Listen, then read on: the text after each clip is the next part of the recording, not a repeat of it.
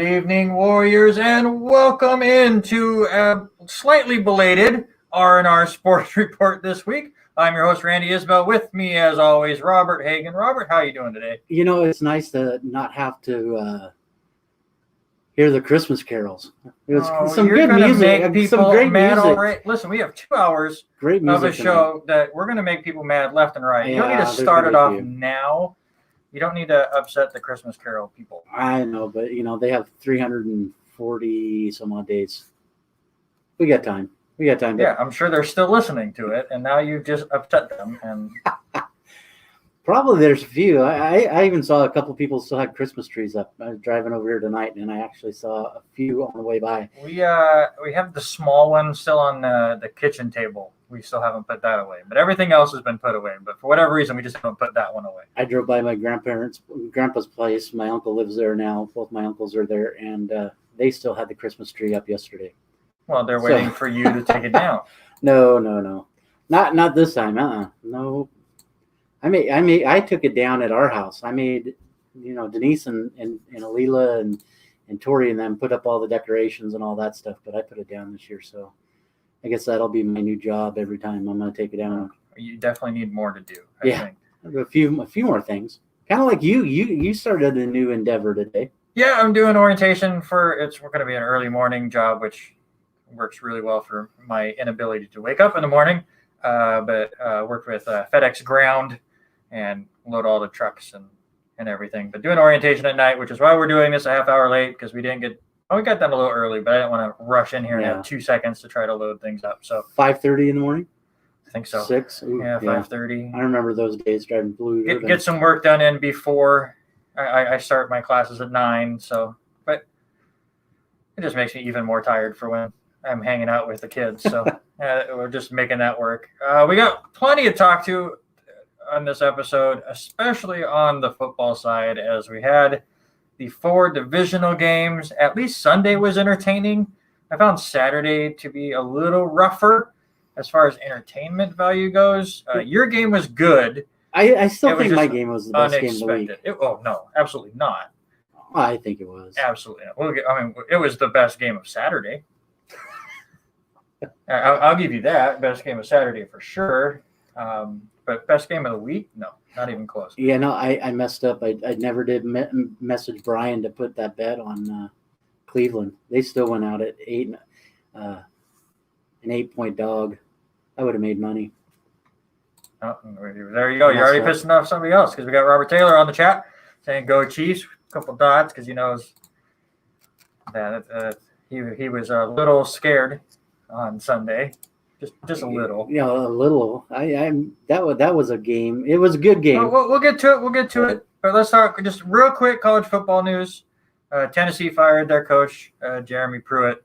He was fired on Monday with recruiting issues. NCAA is currently investigating, because it always happens in NCAA. This happens once a month? Exactly. Get a new school. And he only ended up 16-9. The first 2 seasons were terrible. I was surprised he lasted through the 2, but he kind of put Tennessee on the map this year. But I think there was way too much stuff going on to survive. Well, it partially shows. I think college coaches have a longer leash, because it's going to take a little bit for the recruiting classes to get in. But they got on the map again because of the recruiting violations. Yeah. It cost him in the long run again. Yeah, so he is gone. We'll see what happens there. But let's get right into it. We got a lot of pro football. We'll just go with the NFC first, and we'll start with these. We will build up to the good games. Thank you. We're going to start with the Saturday game, which I found the most boring, which is the Los Angeles Rams at the Green Bay Packers. And we'll look at the Packers side real quick as far as stats goes. The Packers win this one 32-18. I don't even feel like it was that close. Aaron Rodgers, 23-36 for 296 and a couple of touchdowns. Also ran one in. Aaron Jones had himself a good day. Only 14 carries, which is a little surprising. They are spreading the ball out a bit more with Green Bay, with their rookie running back. He gets 14 carries, 99 yards, and a touchdown. And Allen Lazard leads the way. 4 catches, 96 yards, and a touchdown. And Adams, of course, not double digits in catches in this one, just 9 catches for 66 yards and a touchdown. So a little disappointing maybe for Green Bay. With Adams, not really. He is so good. This game, like I said, was so boring, not just because it felt one-sided, but because one team could not get the ball going, especially in the first half. The Rams were 3-and-out more times than I can remember. I want to say like four of their first 5 or 4 of their first 6 or 3 now. And then the Packers would take 13, 14, 15, 28, 102 plays to go down the field and score a touchdown. Mm-hmm. And then you go 3-and-out, and then the Packers would methodically go down the field, and you never had any doubt that they were going to score. And we just rinsed and repeated that for a little bit, and then you just knew the game was over. Green Bay and Aaron Rodgers right now are really, really scary. Like, they're not over the top scary. They're not Kansas City at their peak where they can score 21 points in a 5-minute period and you're not that surprised. But they're almost flawless right now. They're not committing a lot of penalties. They're not turning the ball over. Aaron Rodgers is spreading the ball out, even though I still think Devontae Adams is his only really talented wide receiver, but he is like Tanyan is just looking amazing. Yeah. And they're still throwing other tight ends that you've never even heard of out there, and they're making great catches. Aaron Jones is great from the backfield to make a couple catches. Defense is way better than I think people are giving it credit for. They might be the Super Bowl favorites right now. I like what they're doing, and you and I talked about it a few weeks ago. I like the idea of the three backs right now. Jones looks really well. Williams had his touches. Dillon had his few touches this game.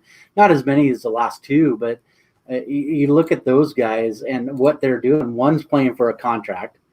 Tanyan, who is not the main guy there to throw the ball to, and he ended up having, I want to say, 4 big plays where they were third down and he was able to convert it, and just you could see the fire in him.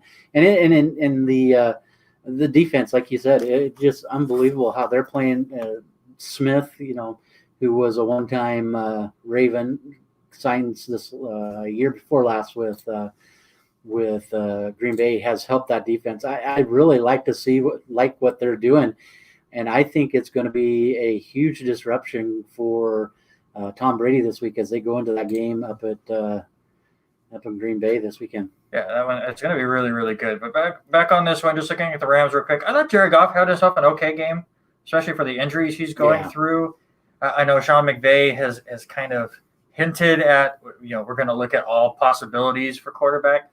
But I don't think it's Jared Goff's fault. No. That the Rams lost this game, but it's going to come down to how he starts playing with those screws in his thumb. Yeah, I mean, and that's going to be a permanent thing. And listening to Howie Long this weekend on Sunday talking about how Goff played, he's going to have to figure out how to play with those things in his thumb for the rest of his career, and it's going to cause some issues. It's going to hurt when that ball comes off the side, or even handoffs.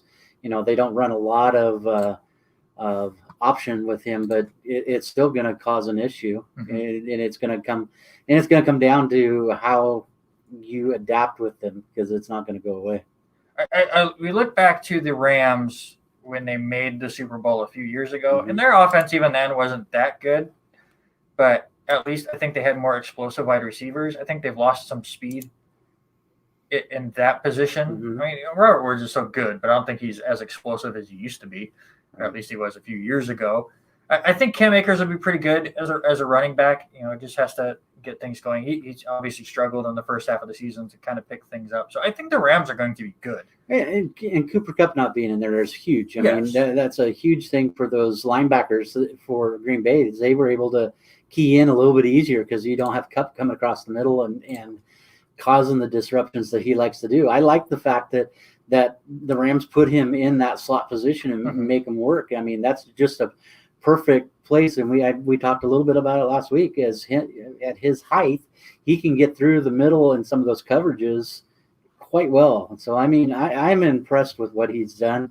I'm really impressed with the defense did. They were a lot better than what I figured going into the season. And you saw that with Donald. I mean, you see him at the end of the game, the emotions on the stage. And I mean, just to see and know he wasn't 100% and he couldn't contribute the way he wanted to. And so, it was a little rough watching that. But I know there's people out there, why is he crying? And he's getting paid millions. This isn't going to affect him. Absolutely, it affected him. And he was more upset because he couldn't go out there. that his body betrayed him on that day, and he couldn't go out there and help his team, and that's why he was emotional. I don't think it was as just emotional because they lost the game. It was because of the circumstances and what was going on with him physically, Right. and all of that just builds up. And I have no problem with a player crying on the field. And I remember years ago, everyone just lambasting Adam Morrison for crying when Gonzaga lost. The only reason I got upset was he did it on the court with seconds to go in the game. But again, the emotions are going to take over, and you just go with it. And I have no problem with seeing that. And it's the same even on a high school level. I mean, look at how many times that we've seen stuff happen on the basketball court. But even for us, for me sitting in the box announcing for Clarkson, we get down to these CWAC games, and when these guys put out the years that they do, especially when Trayvon and True and Trevor Sperry was playing, and AJ Davis, who LC player right now playing baseball, and when those guys were playing football, and to see the heart that goes out to those guys and to give everything the last few plays, and then to come up just short. I mean, it's emotional for everybody. Whether or not you're making money as an NFL player or a college player, it's getting to that end goal and knowing that you're coming up just short. I mean, I feel for Donald, and I mean, and that just tells you how much that man loves to play the game, and it's a game. But he holds his emotions on his sleeve. Yeah, absolutely. I mean, you put everything you can out there, and that's why they're professionals. Let's move on to the Tampa Bay Buccaneers and New Orleans Saints. Another emotional game, especially for the ending and more so post game. Yeah, I think seeing that kind of stuff was really cool. Let's switch that over. There we go. Tampa Bay wins this game 30-20. Tom Brady doesn't have a great game, I don't think. 18 of 33, 199 yards, a couple touchdowns. He does run one in because that's what Tom Brady does on 4th and 1s and goal line to go with 1 yard. Tom Brady's the best at that, which you would not expect from him. He just understands how to get himself 1 yard. Did you see the big gap between the tackle and the guard there? I mean, it was huge. I don't understand why. Well, the Saints didn't have a guy closer to the line on that. And it doesn't matter. You cut that one up. Tom Brady's going to find another one. Oh, yeah. He's the best at being able to find that hole. Leonard Fournette and Ronald Jones split carries, which is what we expect. They both did pretty good. And again, the receivers weren't that great. Cameron Brate leads away 4 catches for 50 yards. It wasn't really – they didn't really have to do anything because, unfortunately, Drew Brees had himself a rough day. He throws 3 interceptions, only throws for 134 yards. And they have a fumble as well. And the big one for me is Michael Thomas, 4 targets, 0 catches, got completely shut out of this game. I know he's not healthy. I know he's going to have surgery coming up. But, I mean, that was their go-to guy for most of the season, and you could tell they're a completely different team when he's not there. Yeah, and seeing, the main guy this time was Brate again, but, MRI, it's going to come back on Brown. I think it came back negative of any damage on that. But, I mean, Brown was even shut down for the most part. You couldn't get anything to Gronk. I think he got one catch. But how does he do it? I mean, how does he spread the ball all the way around? We knew have that many weapons. We knew Ronald Jones wasn't going to be 100%, and we knew that going in. And Arians made it quite clear that Fournette was going to get the most of the carries, but he wanted to work him back in. But you see all of those guys that participated. I mean, it just didn't look like a game that should have happened. It should have leaned a lot more to the side of the Saints. But, 2 big plays were Jared Cook. I mean, and I hate to put blame on any of them. I mean, you got to protect the ball. Coming across the middle, hold on to the ball. Hold on to the ball. Don't let them punch that ball out, especially in the middle. I mean, that might have been the main game swing there.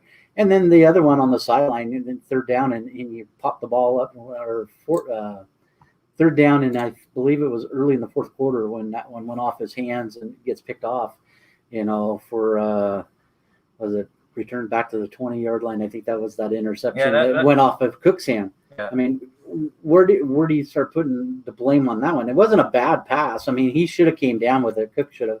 I mean, it was a little high, but nothing that Jared Cook couldn't control. You got to help your quarterback. That's the note I put on here was, again, the Saints had 4 turnovers in this game.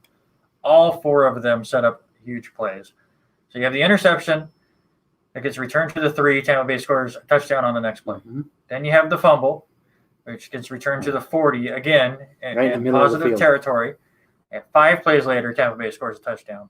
Then you have the interception late in the game, returned all the way back to the 20. 4 plays later, Tampa Bay scores another touchdown. So that's 21 of the 30 points scored by Tampa Bay on turnovers. All of them brought back to positive side of the field. And then the last interception, which wasn't that great of a throw, leads to the last 4 minutes and 17 seconds run off the clock by Tampa Bay, which ended the game. Yeah. So, again, you can't have turnovers in the playoffs, and you cannot give up that many points off turnovers and expect to win. I don't think Tampa Bay was the better team on the field on Sunday, but when you have that many mistakes, you're not going to win.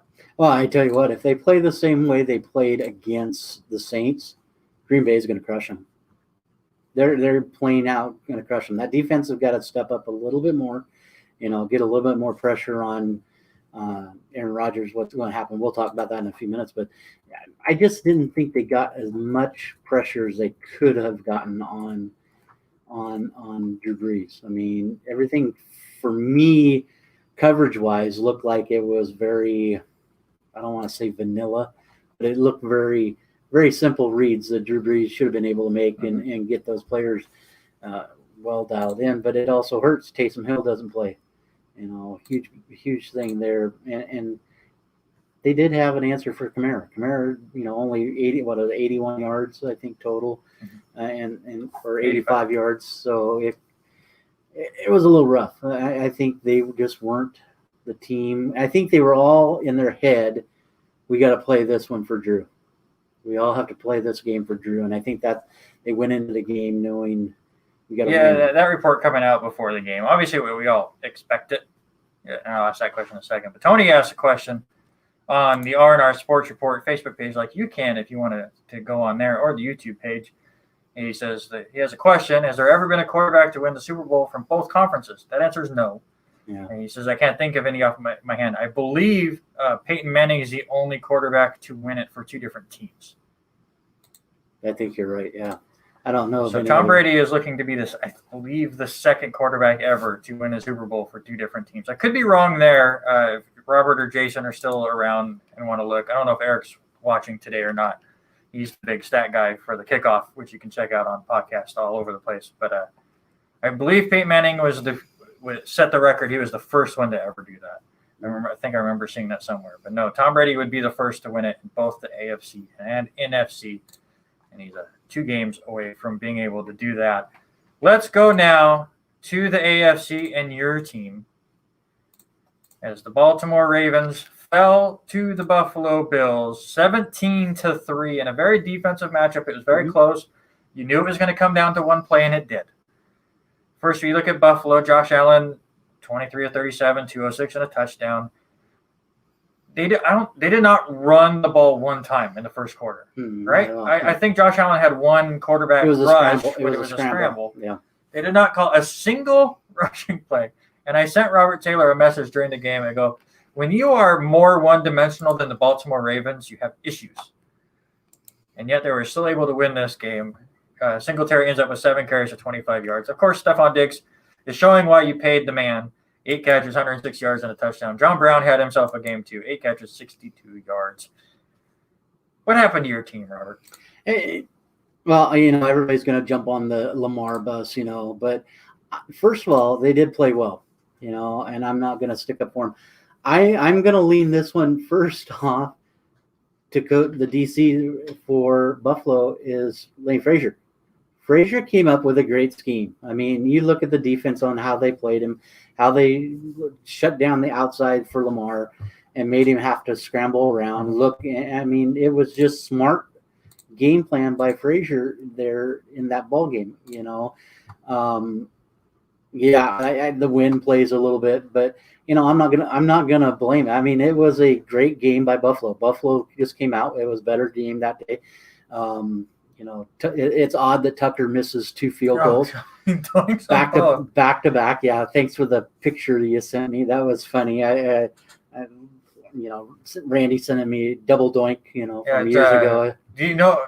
The trivia question for you: what WrestleMania did that happen God, at? I don't remember. WrestleMania 9, Doink versus Crush, and the secondary Doink comes out from underneath the ring and causes the interference to win the match, and then the two Doinks do this whole miming thing. So I sent Robert a GIF of the two Doinks doing the miming routine at WrestleMania 9. I got a good laugh out of it. It was good. The fact that it was Justin Tucker. Yeah, that's the thing, and you've never seen him miss 2 in a row. That's the one big thing that they were talking about. He has never had missed 2 in a row ever, and one of the most accurate kickers to ever play, and so heart kind of goes out to him. But I mean, when the defense was, pretty much shut down Lamar from running around, it just kind of changed the play. But you're right, it came down to one play. And that was the 101-yard interception. And the funny thing is I listened to Taron Johnson was on Colin Cowherd. I don't remember yesterday. I think it was yesterday. He's like, "Tell me what the play was," And you look at it, and I rewatched the play. It was basically a cover 2. And the thing about Johnson, and I'm gonna throw a thing out there for him. He's from Weber State boy. So area boy, played in the Pacific Northwest. Played with. In Utah, but he said, I read Lamar's eyes the entire time. Where he's going to go. Third down, you go right to Mark Andrews, and you just a cover 2. They drop back. He's able to cut under it and go 101 yards. That's the 14-point swing. If they do not get that ball and Lamar scores or whoever scores, we go for it, 4th down. It's a 10-10 game. We go into fourth quarter, and it's a whole different ball game. But for me, I don't want to say everything, but we dealt with it just like everybody else did. We had COVID. We played on every day except for Friday, I think, on the schedule. It just was a year that Lamar just didn't have every facet of his game. He comes back from COVID, but he has to get weapons. I don't even think it was that. I mean, yes, he has to get. He's got to get somebody other than Marquise.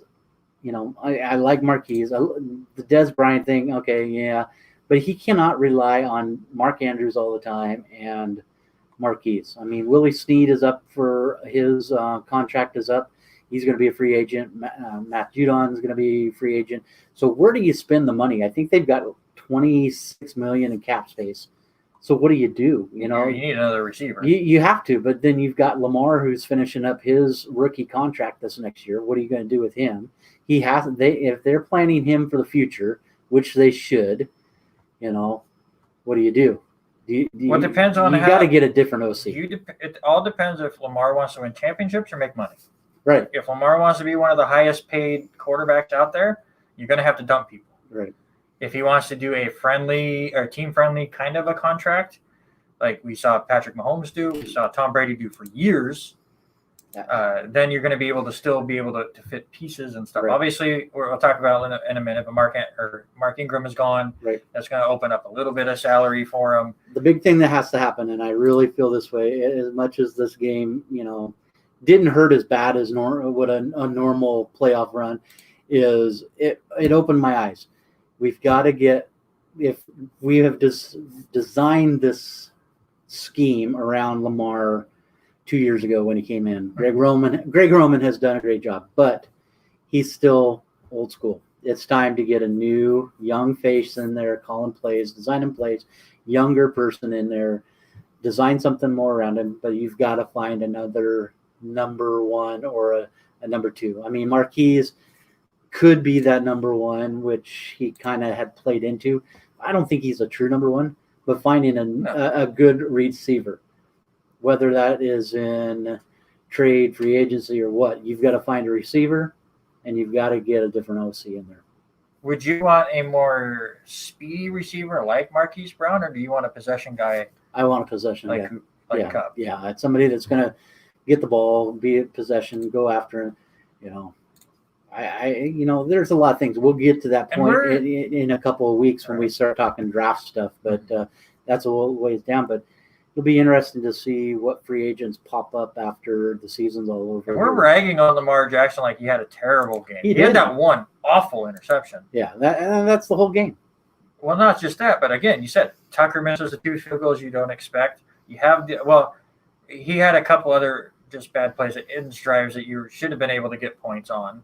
There was just slight mistakes from Baltimore, and then obviously the big pick 6 that they give, and then Lamar gets concussed in the fourth quarter. And I think everyone had the feeling the moment that pick 6 happened, that game's over, because Baltimore is just not equipped to make a comeback, especially in just with a quarter to go.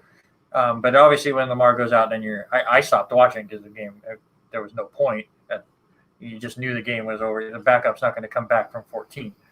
But I thought Baltimore outplayed Buffalo for the most part.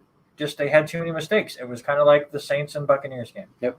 And that's the thing. I mean, Frazier had a great game plan. He went in there with, but, hats off to Buffalo. But how about that Buffalo weather? I mean, it wasn't snow like they thought, and they were trying to plan for that. But, hats off to them. I can't wait to watch that game this weekend. All right, let's move on to the last one we're going to talk about. It's the old Cleveland Browns and Kansas City Chiefs. To me, the best game of the weekend. Kansas City wins at 22-17. Let's just talk about it. The Patrick Mahomes concussion in the third quarter. Robert Taylor, big Chiefs fan, buddy of mine, lost his mind.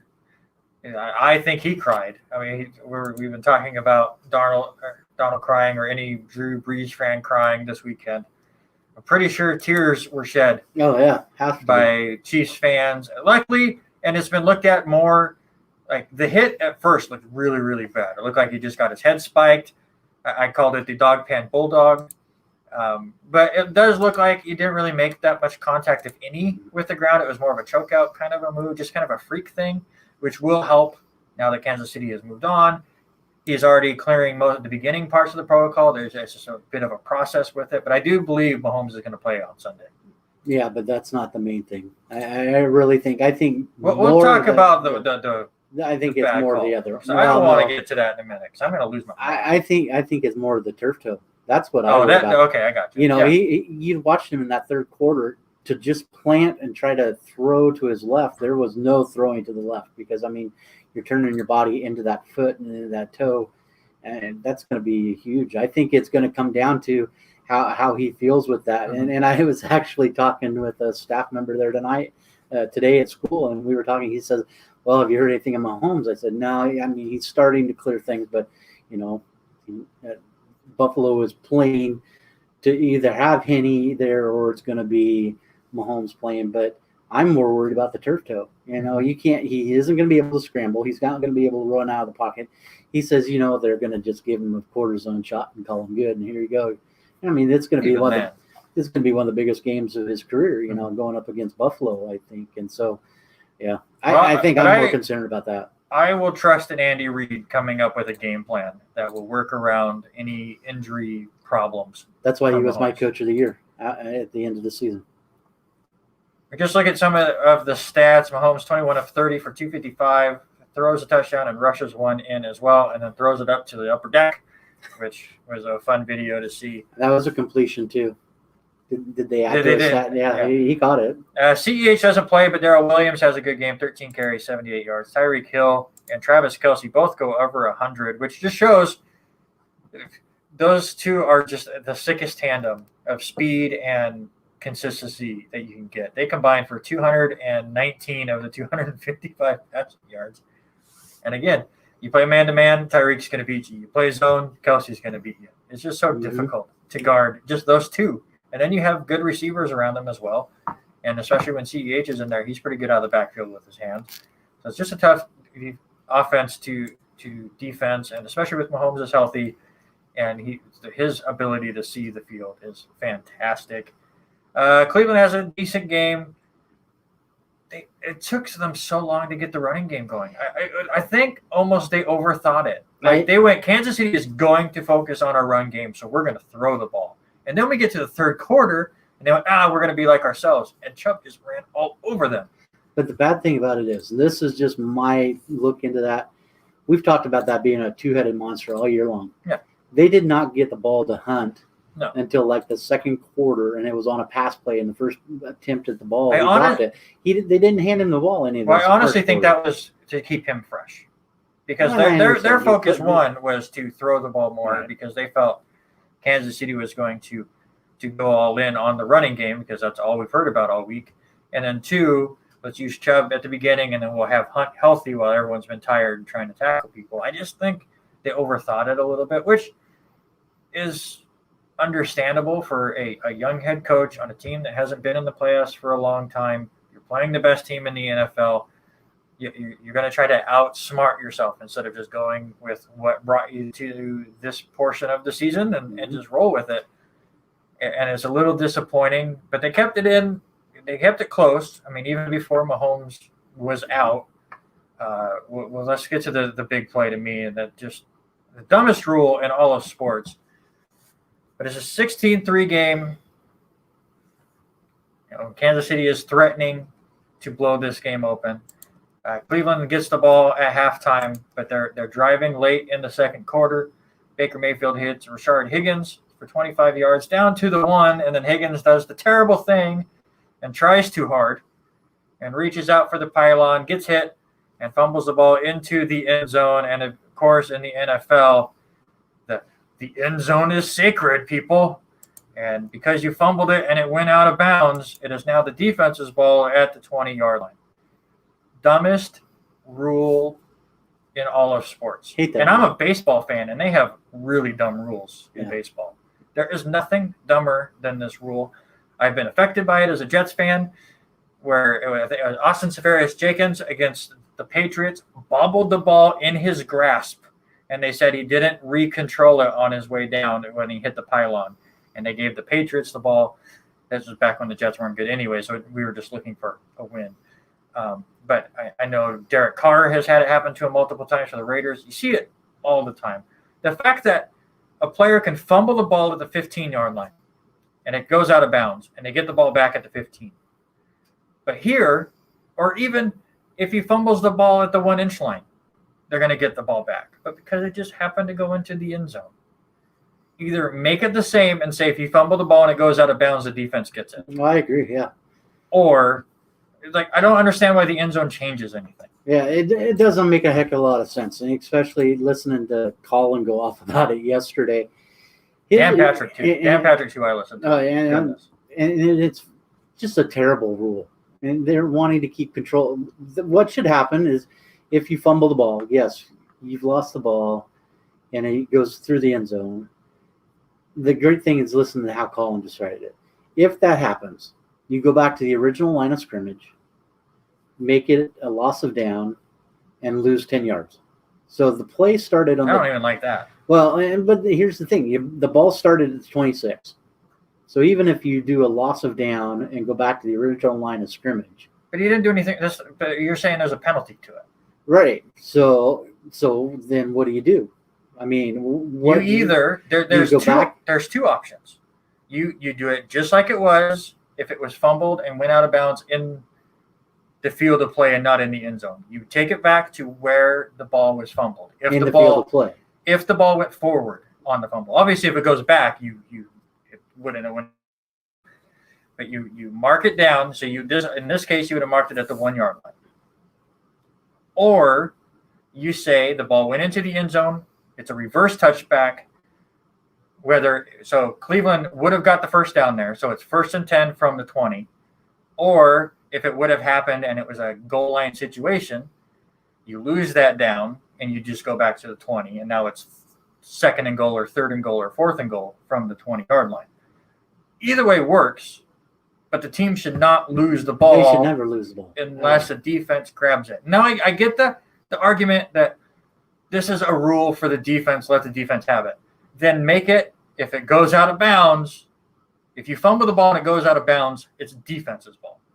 Just make it unilateral for every fumble. If it goes out of bounds, you've lost it. In the end zone or not. Yeah, exactly. In the end zone or not. You fumbled the ball and you've lost it out of play. Defense ball. I'm cool with that too. But it shouldn't be different. No, it shouldn't be different at all. I mean, look at that swing. I mean, Higgins and Baker were moving the ball down. And, I mean, that drive was probably the best drive that they had orchestrated all day. And I mean, what Baker was doing at that time, and he was just moving the ball nice and steady all the way down. I know Higgins is younger, but he was trying to make a play, and I understand that.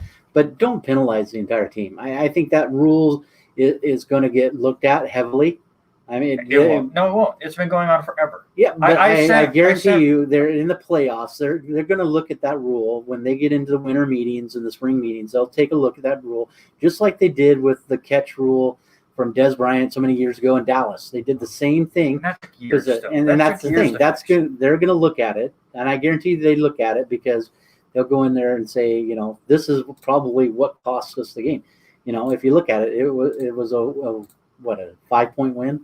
So it would, it would. I know that was early in the game. I'm not saying Cleveland would have won the game. I'm not either. But it would have felt way different going into halftime. Who knows what happens? Obviously, Baker throws an interception in the first possession. Again, I do feel because he's trying to pressure himself because now they're down 19-3.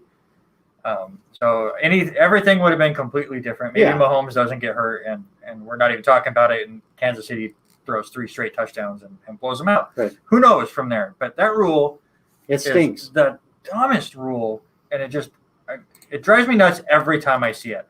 There was only one moment I got any kind of emotion other than I felt bad for the Drew Brees situation and especially seeing the video with him and Tom Brady and his kids and stuff. Other than that, the only time I showed any kind of emotion here, because I had no rooting interest, was that play. I stopped. I didn't watch the rest of that second quarter. I went and rather did dishes than deal with that. It upsets me so much. I hate that rule. And it makes you wonder what kind of things are going to go in, because each of the teams go to the rules committee with some kind of adjustment at the winter meetings all the time. We can only hope. But again, it's been going on forever. I sent Robert Taylor a video of Dan Patrick talking to who's the Fox analyst now? The ref analyst.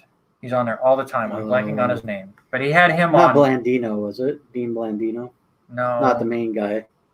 I can't think of it. If anybody is watching it and knows his name from Fox, the rules guy there, I'm just blanking on his name. But he had him on years ago talking about changing this rule.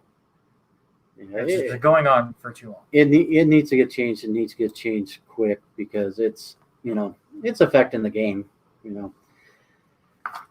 Here at KLCZ 88.9, we're always looking for new student DJs to help keep the airways filled with new music, original talk radio, and news. If you ever wanted to have your own radio show and are studying here at LCSC like Randy Isbell here, we can get you on the air. Stop by our office in the Student Union building, pick up a volunteer DJ application, or send an email to KLCZ station manager at lcscmail.lcsc.edu to get started. It is 33 degrees outside, nice and cool. It doesn't feel that bad. No, we're coming into the studio. It wasn't wind blowing like it was in Buffalo, Right, absolutely. Definitely, thank you so much if you're listening in on 88.9 KLCZ FM. If you're checking us out on Facebook or YouTube, thank you so much. You can check us out there at the R&R Sports Report pages on both, and that's where you can comment with us live, and I try to put out other videos and stuff throughout. Robert does a great job putting news on our page, so definitely give us a follow there. You notice what Denise just posted. She actually did break down. I know she started to cry. She's from Haley. Haley disagrees. It's a tidbit nipply out. But it was an emotional game for Drew Brees, and to see him turn that last second turn to look out on the field, you almost know he's done. 90% chance. I think he's done, and he's going to retire. I think so too. I mean, it's definitely time. It sucks, but it's definitely time. Let's move on to some more NFL news now. Speaking of news, it is not that surprising. Justin Fields declares for the NFL draft. Do you think that changes Jacksonville's draft pick? You think Urban Meyer goes with an OSU guy? There's no way. Then what do you do? So, you know what? This would be the funny part. So, we'll talk about the Deshaun Watson situation in a minute. That's ugly. But say the Jets don't get that trade-off and they don't get Deshaun Watson. And they decide to stick with Sam Darnold and they trade out of 2. and they moved down to wherever Atlanta's spot at 4, Carolina's spot with a 7 or something, and they get a bunch of picks, and that works out for them. But they moved down. Thank you, Haven. Mike Pereira. Thank you. Absolutely, Haven. Dude, that's 2 weeks in a row. My student has come through with a question and an answer. He was the Sean Payton one, man. I've taught this kid well. We need him as our stats analyst. Hey, there you go. For sure. Put Haven to work. I would say the Jets trade out of the 2 spot, and everyone's all happy. Okay, we're sticking with Sam Darnold. Right. And then Jacksonville drafts Justin Fields, and the Jets could have got Trevor Lawrence all along. That would have been that's just the most Jets thing I've ever heard. Everyone was so upset because the Jets won a game, so they cost themselves Trevor Lawrence. So they trade out of 2, and then they cost themselves Trevor Lawrence again. Yeah. Double whammy. Could you imagine that happen? But no. Jacksonville's going Trevor Lawrence. But the thing about it is, and you and I have both tried to stay on top of it, New York has the best all-around. If you want Deshaun Watson that bad, I think they've got the most things they can do to give to Houston if they want to make that work. Yes, and I've argued this so many times. They have the most draft capital. There are only 3 teams in this year's draft that have 2 picks in the first round. Jacksonville's already taking Trevor Lawrence, so you don't expect them. It's Jets or Miami. Jets also have 2 first-round picks next year. And they have, possibly $60, $70 million in cap space. Mm-hmm. So you want to unload another contract on them? Do you want to get rid of J.J. Watt? And because, Houston is so over the cap already, you're going to have to do something. We'll take on a contract too. So it's great for Houston. Deshaun Watson has been reportedly hanging out in New Jersey, so maybe he likes the area. I don't know the guy. And they're a young team. Like, everyone's going, oh, if he just goes to New York, it's just going to be like Houston. No, the Jets are on the up. Now, do I think, without Deshaun Watson, could they become a Super Bowl contender? Who knows? Probably not. It's going to take some time. But Joe Douglas had a good first draft, had a good first offseason, got a good coach, which we'll talk about. So we're on the upswing a little bit. I'm not saying everything's going to work out roses in New York, but Houston is in full rebuild mode again. Right.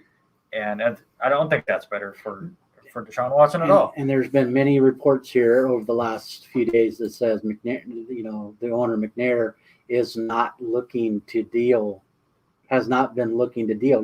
They're fielding calls. They have to. If they're that far off, they need to do something. Is Sam Darnold the answer down in Texas? I don't. It would cost the Jets a lot less draft picks if they did. Right, but you're about ready to lose J.J. Watt. What are you going to do? That whole line needs to be rebuilt.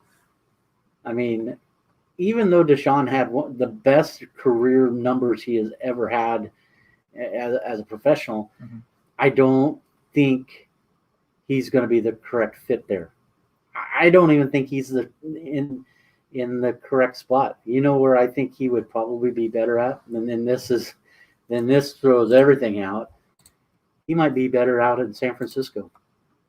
Stop it. No, I'm serious. No, of course, their team is perfect. Watson would be great. I think San Francisco that's the smartest place for nothing to give. Yeah, they don't have any money. But I think that's a place for him. For Deshaun Watson, I 100% agree with you. San Francisco is the spot you want to be. Right. That team is so good. Went to the Super Bowl last year. We're still competitive this year, even though everyone is out. So, yeah, I would agree that you would think San Francisco is the place to go. But San Francisco's coaching staff is now in New York. Right.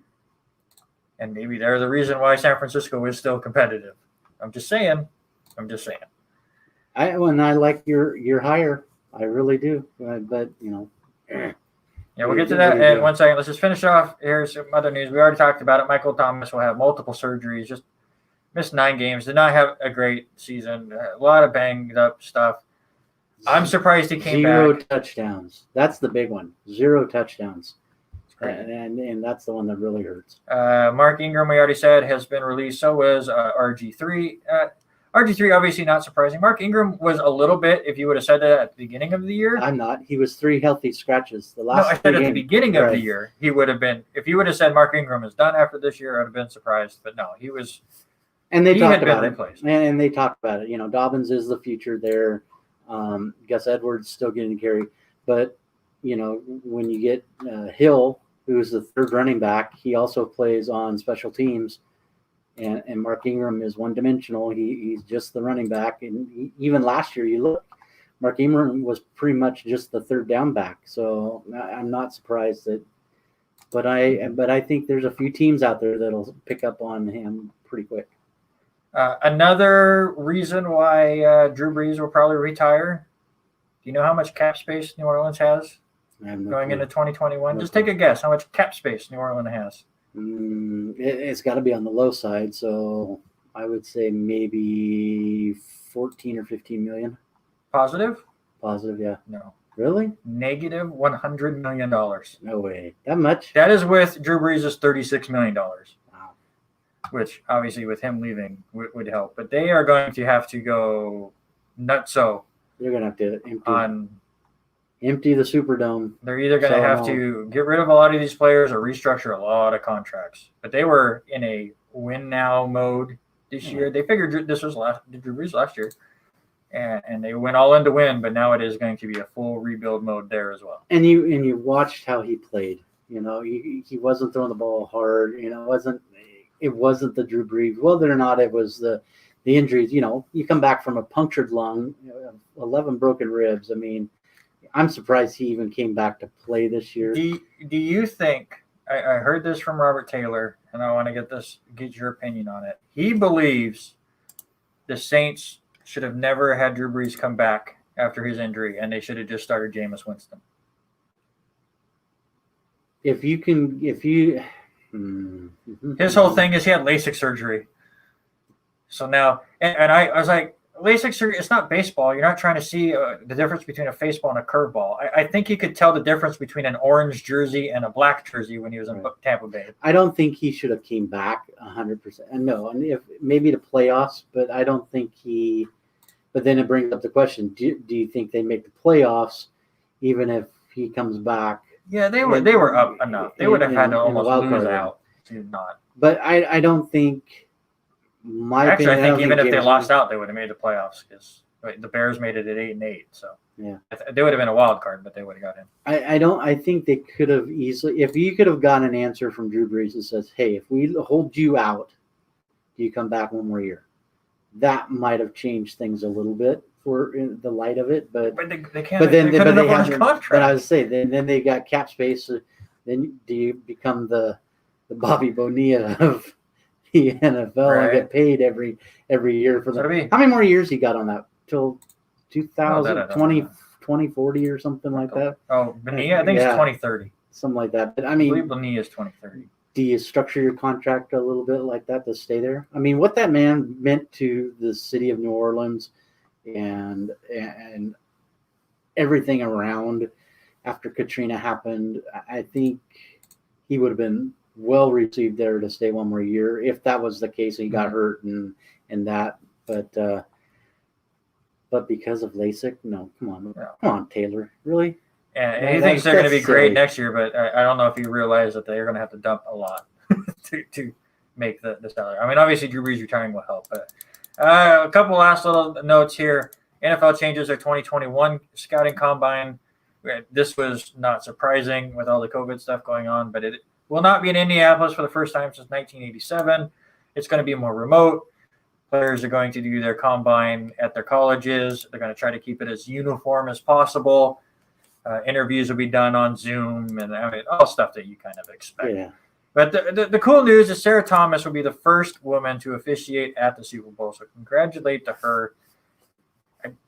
I like that move. It's one of those things where, I mean, it's great news, obviously, for women and equality. But I believe she's a good ref, just for the fact that I don't remember a call that she's messed up. And refs are best when you don't know who they are. Mm-hmm. So obviously she's doing a good job, and she's not just giving it because she's a woman. She's had a good season, and I like that they do that. they rate the refs throughout the season, and the best ones get to go. Yeah, and I think she's just coming in as a line judge, so she'll be on both sidelines through the game. So, hats off. I mean, cool. It's really cool that happened to her. So, all right, NFL coaching changes. We had a bunch this week, and we're not going to spend a ton of time on them. This will be more of an off-season thing. But I just want to get your quick thought on which one was the best hire. You had Jacksonville Jaguars hiring Urban Meyer, which, of course, college coach and been out for a few years after saying that he had health issues and everything. The Atlanta Falcons signed Tennessee Titans offensive coordinator Arthur Smith. The New York Jets hired Robert Saleh, who was the San Francisco 49ers defensive coordinator. And the Los Angeles Chargers was the surprising one to me. They hired LA Rams defensive coordinator Brandon Staley. And it is reported that it looks like Detroit is expected to hire New Orleans assistant head coach Dan Campbell, who, if you remember right, was the Miami interim coach a few years ago, I believe 2015. He rallied. He was that big presence on the sideline, and all the players loved him for his energy and stuff, and ended up not getting the job after that, and now looks like he will be the next head coach for Detroit because they're moving fast. I mean, they just signed Brad Holmes to the GM position, and Brad Holmes. Who's Brad Holmes? I mean, I didn't know he's actually the Rams director of college scouting. I mean, another young name like we were talking about coming out. I'm very shocked that Detroit is jumping quickly to get all of this going. So I'm a little shocked. Before you answer the question about which one of these hires was the best, I do want to just point out that the more I think about the hiring process in the NFL, and we'll get into it soon. We talked about it off air, right? And it just deserves more time than what we can give it this week. But they need to change the process for hiring NFL coaches. I know everyone is saying that Eric Bieniemy is a bad interview. Maybe that's why he's not getting head coaches jobs, because he doesn't make that great impression during the interview. But it also doesn't help that his team is still in it, and he only has a small amount of time to be able to give you that interview, and then you have to wait for them to be gone before you can offer that job, and then maybe he wants to go somewhere else. Why can they not just push head coach hiring in the NFL until after the Super Bowl? That'd be the smartest thing to do. That would be the best thing to do. If you want to keep Black Monday, like we all, every one of us love Black Monday. We want to know what happens. But why can't you wait 1 month after that Black Monday to get through all the playoffs? The coaches aren't meeting with the teams anyways. Right. I mean, they're sending them out anyway. Do we have the same issue with Deshaun Watson if that happens? I mean, I was going to say, if it would have been a month later. But. Yeah, but I mean, would it have been something totally different? You know, maybe he is happy because they get him involved. But I think you're 100% right. I mean, why can't you back that thing up? I mean, you know, draft doesn't start until this year, April. I think the third week of April. I mean, and you can have scouts getting all that stuff ready. The technical end of the season is not till the end of February, and that's when free agency starts. Obviously, you want the head coach there before that.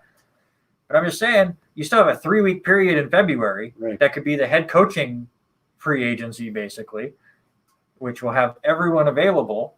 Because I think Eric Bieniemy would be a fantastic head coach. I wanted him for the Jets. I'm very happy with Robert Saleh.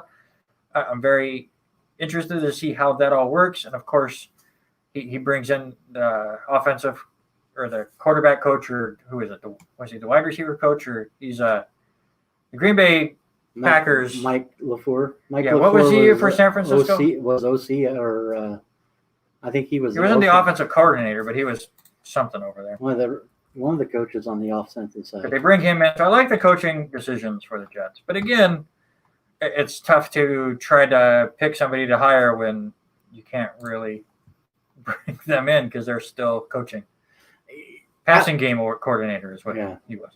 I think out of the coaching positions that we know of right now, and this is not including the Dan Campbell signing, but if you look at the Jacksonville, Atlanta, New York, and LA hires, I'm with you. The Chargers was a surprising hire, you know, because I wouldn't have figured Brandon Staley. But listening to the comments of what Arthur Smith wants to do with Matt Ryan there, he wants to move forward and keep Matt Ryan in that position. I'm intrigued to see what he has in mind with Matt Ryan, because Matt Ryan was all right. I'm going to flip a coin. What do I look like today? Oh, heads, I'm good. I'm going to throw for 300 yards. But and you 4 know touchdowns. why that is good for Atlanta? Is because, again, Arthur Smith coming from Tennessee with Ryan Tannehill. Right. Matt Ryan Tannehill, about the same. When he was younger, yeah. Well, no, I think Matt Ryan, when he was younger, was way better than Tannehill. But now, skill levels are pretty close. It's all about the run game. Right. I mean, you're not going to have a Derrick Henry in Atlanta, but maybe that's what they focus on in the draft and try to build it up that way. And then you're just looking for Matt Ryan not to make mistakes. And then a veteran presence would be way better than asking Zach Wilson to come in on his rookie year and not make mistakes. Right. I think out of all of them, I'm excited to see what Saleh does for your Jets. I really am, with all of those picks that he's got, unless they do something with Deshaun. But I honestly think that I'm more intrigued to watch and see what Atlanta does and what Arthur Smith is going to bring. Yeah, I like that one. I think that's the one. But I'm like you. The Brandon Staley one just was kind of mind blowing. And again, it was because the Chargers didn't want to wait for Buffalo. I believe it was the offensive coordinator for Buffalo, whose name I'm blanking on right now, was the other big favorite, and they didn't want to wait. So this guy possibly loses out on a head coaching job because his team's doing too well. Right, no kidding. The other one and I texted you and I messaged you about this one, but Brian Daboll is the Buffalo Bills OC. Well, but this other one, the other name that's flying around so much right now is Josh McDaniels going to Philly.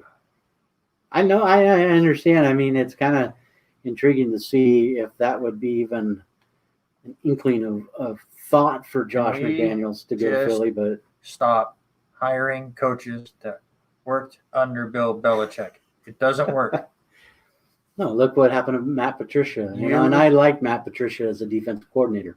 You hire coaches that worked for Andy Reid. Those ones work. Except for Doug Peterson. Well, he won a Super Bowl, and then it fell apart.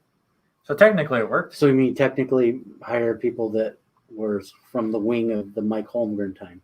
Well, if you want to get higher up on the Eagle, sure. Yeah, that's what I'm thinking. You got the Harbaugh, the Harbaugh and all those guys. So, but yeah, I think all of them could work. I'm so intrigued by Urban Meyer, just to see what he can do. Sometimes college coaches work, sometimes not. Maybe the 2 years away from football really helped him. I think it's going to be another Steve Spurrier.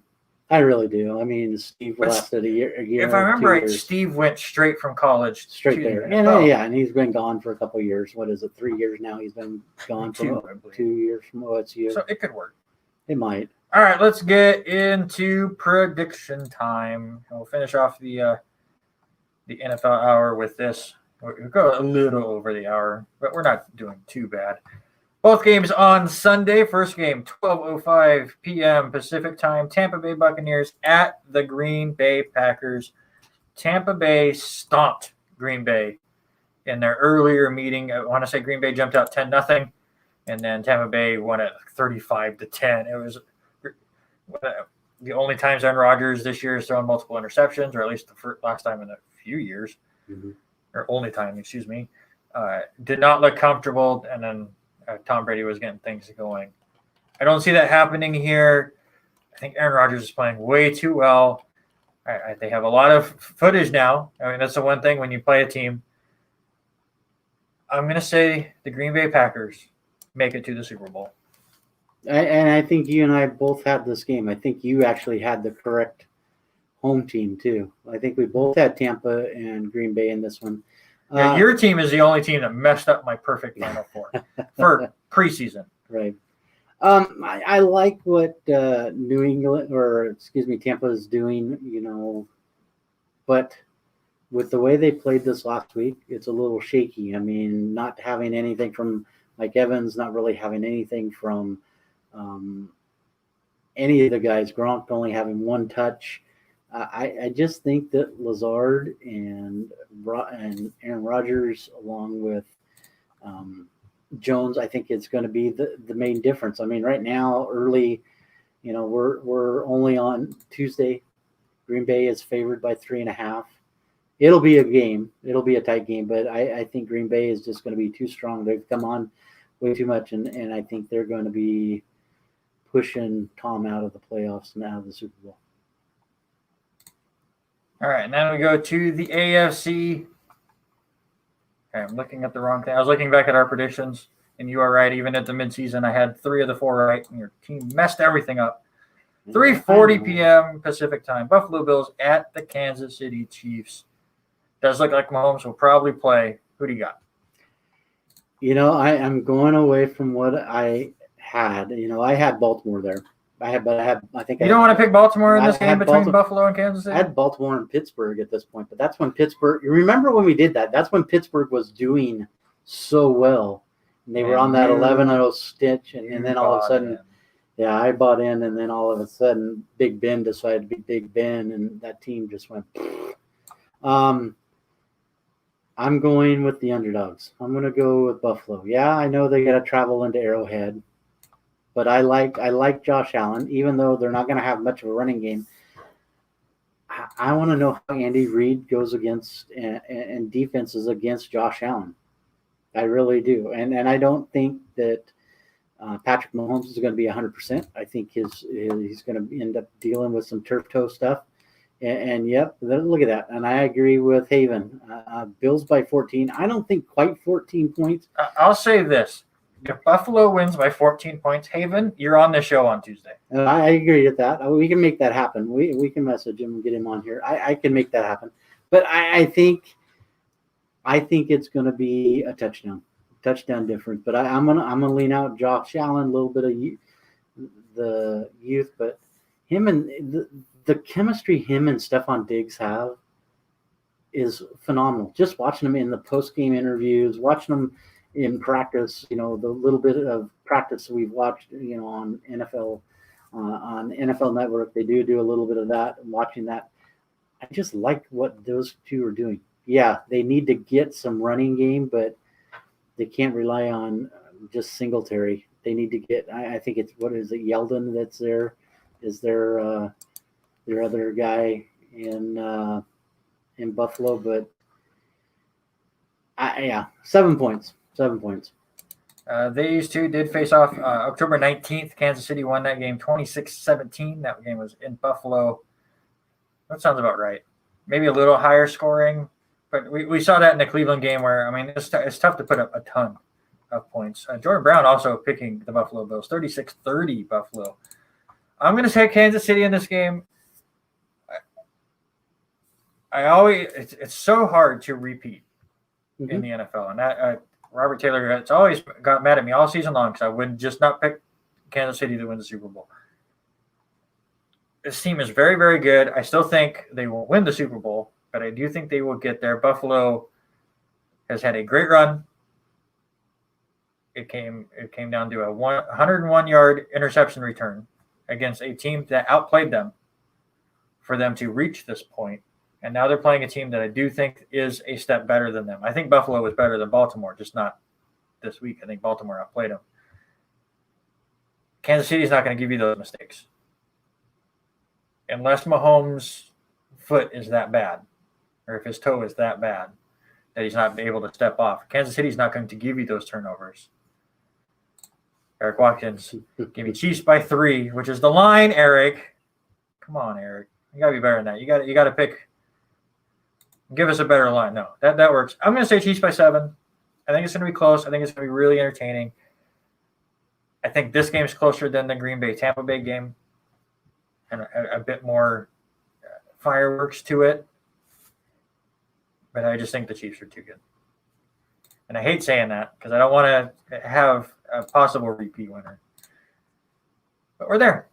Yeah, but looking at what things are going right now, this might be the change of the guards again. A lot of these teams are getting younger. Buffalo's getting. Who would have thought Patrick Mahomes is the old man? I know, and the old man. And you look though, is who else he's got there?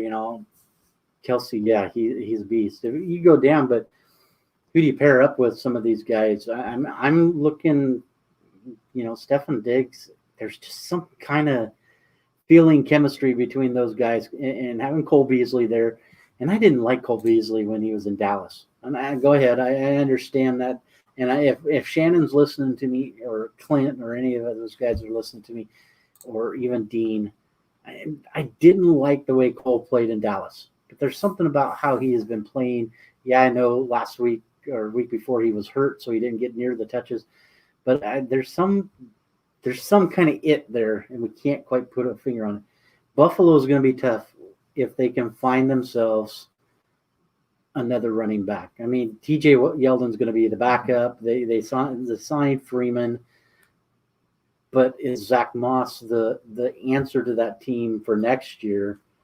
It's going to be interesting to see. I mean, they kind of ran away with that division, and I'm really interested in seeing what the AFC East looks like next year, after we get done with the draft, after we get done with free agency, when we get back to the time of July and August, we start seeing these guys again.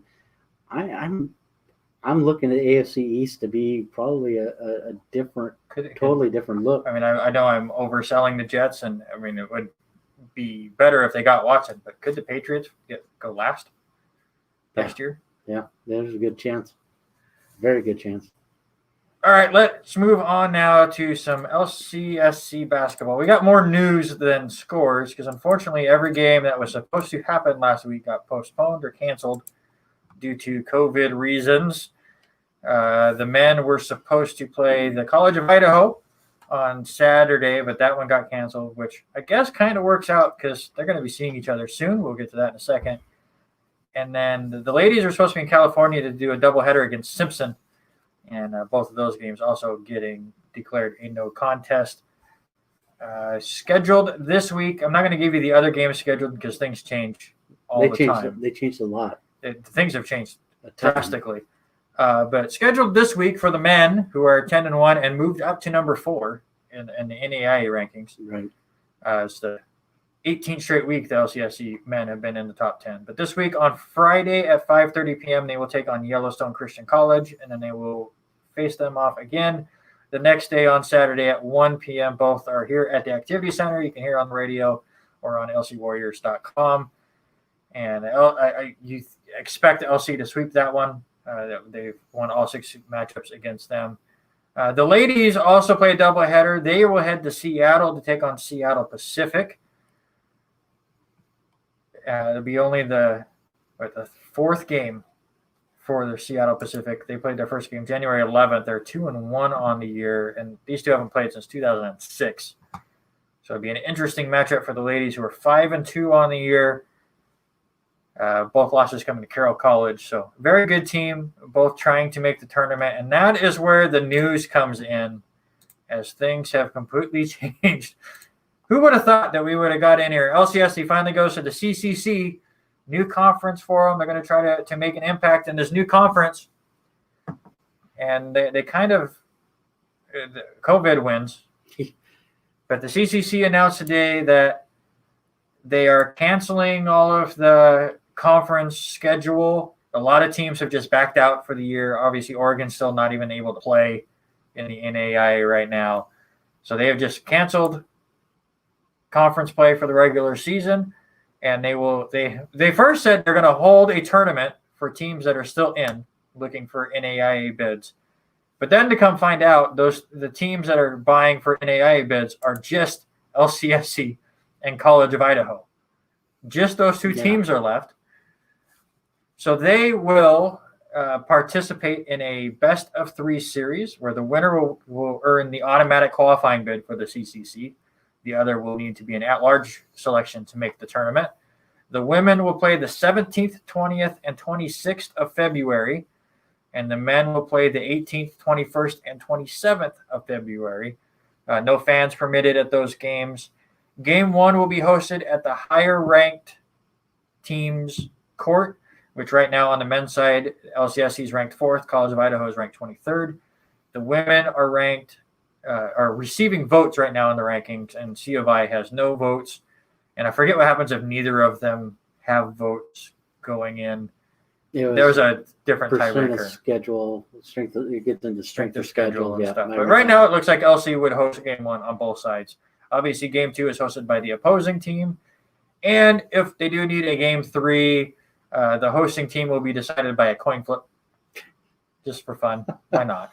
Yeah, flip the coin. All games will be at 7 p.m. local time during those games. So we'll kind of keep an eye out on that just to kind of build up to that. I know the men have a game with College of Idaho scheduled at the beginning of February. I don't know if that's going to change now with this news or if they're just going to go ahead and play College of Idaho a bunch going in. So that's why I didn't put it on the schedule yet, because it could change by the time we get to February. Who knows? Yeah, it'll be interesting to see how they even get through these games, because I think there was even a couple of games that were supposed to happen in Arizona, and I don't mind. No, the men played all those games. Yeah, the men played all 4 of those games. I thought there was another one that was coming up here. So it'll be interesting to see how some of these games play out over the next few weeks. The one that I'm really interested in, and I really want to watch it, and it's because of the February 5th game, the game before Super Bowl, is against Northwest Nazarene, who is where True Allen is playing from Clarkston. True Allen now playing at Northwest Nazarene. He had his first game this last week, so that would be a good matchup to see. Him taking on Tristan Bradley, who he's played against, right. And Jake as a player. I'm excited for that one. I hope that game is able to happen. It'll take place down in Nampa on the 5th, hopefully. Fingers crossed. Yeah, fingers crossed. Some other news here. The Cascade Conference also announced the 199 student athletes on winter teams, which is men and women's basketball and men and women's wrestling, that I didn't put the thing on there, but it is collegiate, or what is it? Athletic Collegiate Award. Oh, hold on. Nice job by me on the notes. You want to list the names off real quick, and then I will. It's an academic award. I'm just blanking on the name. For the men, there was 5 guys off the men's basketball team. Clarkson's own Jake Albright, Hodges Bailey, Lewiston's Tristan Bradley, Braden Wilson, and Trevor Ginor. It is the U.S. Bank Academic All-CCC Honors. There you go. Yeah, that was a mouthful, too. Mm-hmm. On the women's side, Kiera Burlage, Jansen Edmondson, Abby Farmer, Abby Johnson, Sarah Muehlhausen, Rachel Schroeder, Heidi Selman, Peyton Souvenir, Alexis Sequoia, and Madeline Walker, all making the list. So congratulations to those. And they're part of the 199 student athletes. Yeah, absolutely. And it is you have to have a minimum cumulative GPA of 3.2 and then be at least a sophomore in standing to be eligible for that award. So congratulations to all of those student athletes, as it cannot be easy to try to focus on schoolwork while you're trying to figure out what's even happening. I mean, at one point you're playing 3 games in a week and then you're playing none, and then you're supposed to have a week off, and all of a sudden tomorrow you're playing a game. Mm-hmm. Here you go. Guess what? You're traveling. Looking at the LC Warriors website, I just wanted to update everybody on current schedules for the other sports here at LCSC. I want to give them some love. Cross country is actually going to return, or scheduled to return, in the Bushnell Invitational down in Oregon on January 29th. It'll be their second meet of the school season. Yeah, cross our fingers. Nothing is still going on in Oregon right now. So. All right. I mean, hopefully, if anything, it just gets moved and they can do stuff. And then they have, I think, a couple of meets at LC in March that are planned.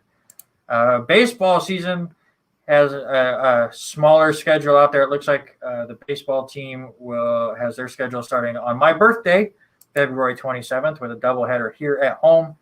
Who knows if fans will be allowed? I mean, it's outside, so possible, but we still got a month. Hopefully, we'll get some seats. We'll have to talk to them about getting seats where we can cover it. Just let me in. That's all I have. All we need. LCSC basketball is not scheduled to get going again until March 8th, but at least they have a couple tournaments there. And then no updates yet for tennis, volleyball, or track and field from what I can see. You meant LCSC golf, right?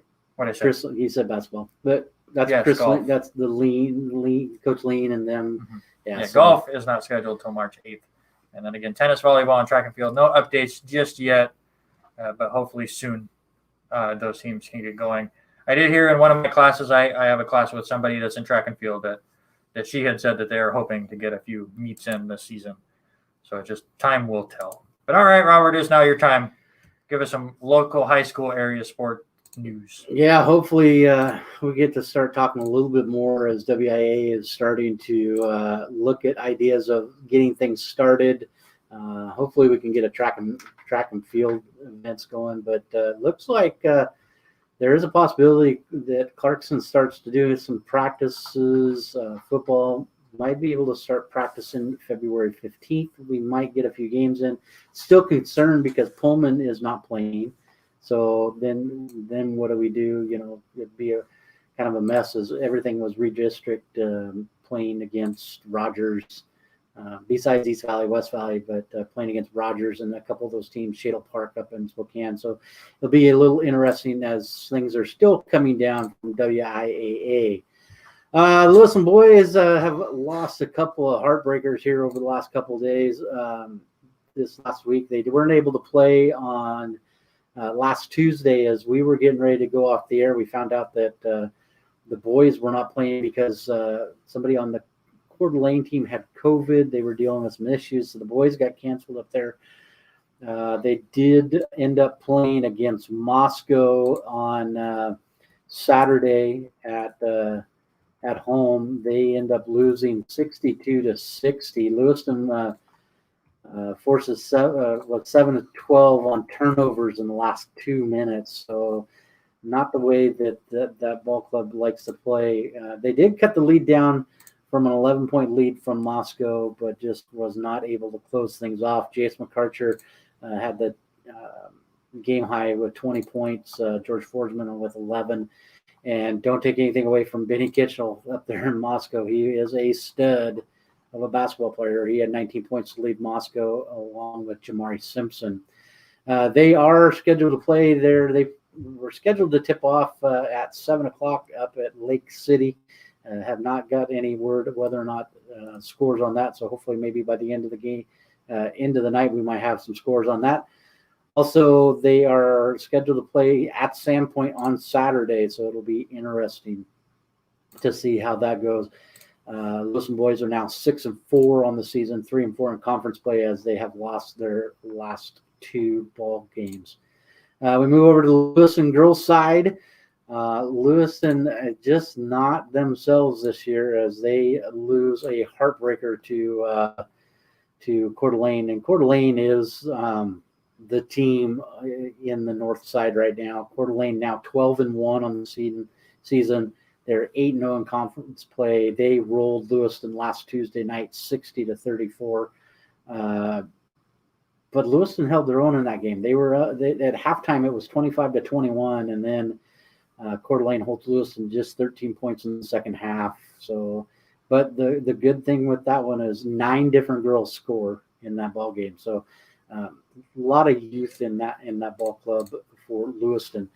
Then they lose a heartbreaker on Saturday to Moscow as Moscow comes away with a last-second win on a floater by Angela Lawson, the junior from Moscow. She drives the baseline, puts up a shot, a nice little floater, and Moscow wins their first game of the year, 31-29. And Moscow led the game at one point by 10 points. So Angela Lawson had the high game with 14 points. Again, Lewiston is up in Lake City tonight. That game should be final. We have not heard a score yet. And they are also traveling to Sandpoint on Saturday. Another shout out to another area team, Lapway. Lapway looking really good this year. Lapway girls. They are currently 15-0, 10-0 in conference play. They knocked off Clearwater Valley Monday night, 76-32. Great. And again, it just shows that how disappointed both of us are that we didn't get the Avista holiday tournament because that's usually the one time I really get to watch a couple Applewood games. Yeah, they played great. We even talked about Zach Eastman last week, and Zach, a heck of a great friend of both of ours, and he is turning out to be a heck of a coach for those boys, and they're looking really good too. All right, let's now move on to the NCAA, and not a lot to really get in here. I have to admit, it's getting really hard to get into this season. Yeah, it is. There's everything getting canceled, and usually this is the time I pick up and watch more college basketball, and I just can't. I just can't get into it. And maybe it's just because it's such a weird year that we have, Duke and Kentucky both are out of the top 25 at this point. Yeah, they're both really bad. Kansas isn't even that good. Well, it's just a weird year. Baylor did get one more vote this week, as they picked up 2 votes this week, and Gonzaga only gets 62. Gonzaga is playing teams like Pepperdine and St. Mary's, and yeah, they finally scored under 80 points against St. Mary's, only winning 73-59. But Gonzaga is still undefeated, 14-0, 5-0 now in the WCC. They take on Pacific on Saturday. And there's a big gap in schedule, too. They don't play again after that 23rd game until the 28th. So there's a lot of downtime for these ball clubs. Even Washington State, they have the same issues. I wonder if that is just schools allowing for a little break to let the players get back into classes. And maybe that's why. WSU is finally coming back down to earth a little bit. They lose that heartbreaker to Arizona. Mm-hmm. Where they should have won that. Should have won it. I mean, Williams and Bonton. I mean, I think they're relying on Bonton way too much. Mm-hmm. He's very sporadic, and they're relying on him way too much. But to lose that one in overtime just was heartbreaking because nobody could hit a free throw. We're going to get to 5-pin bowling at some point, Eric. I promise. Probably when the season is done. We will get to your 5-pin bowling. But yeah, I mean, and part of it is just, they're finally playing competition. Right.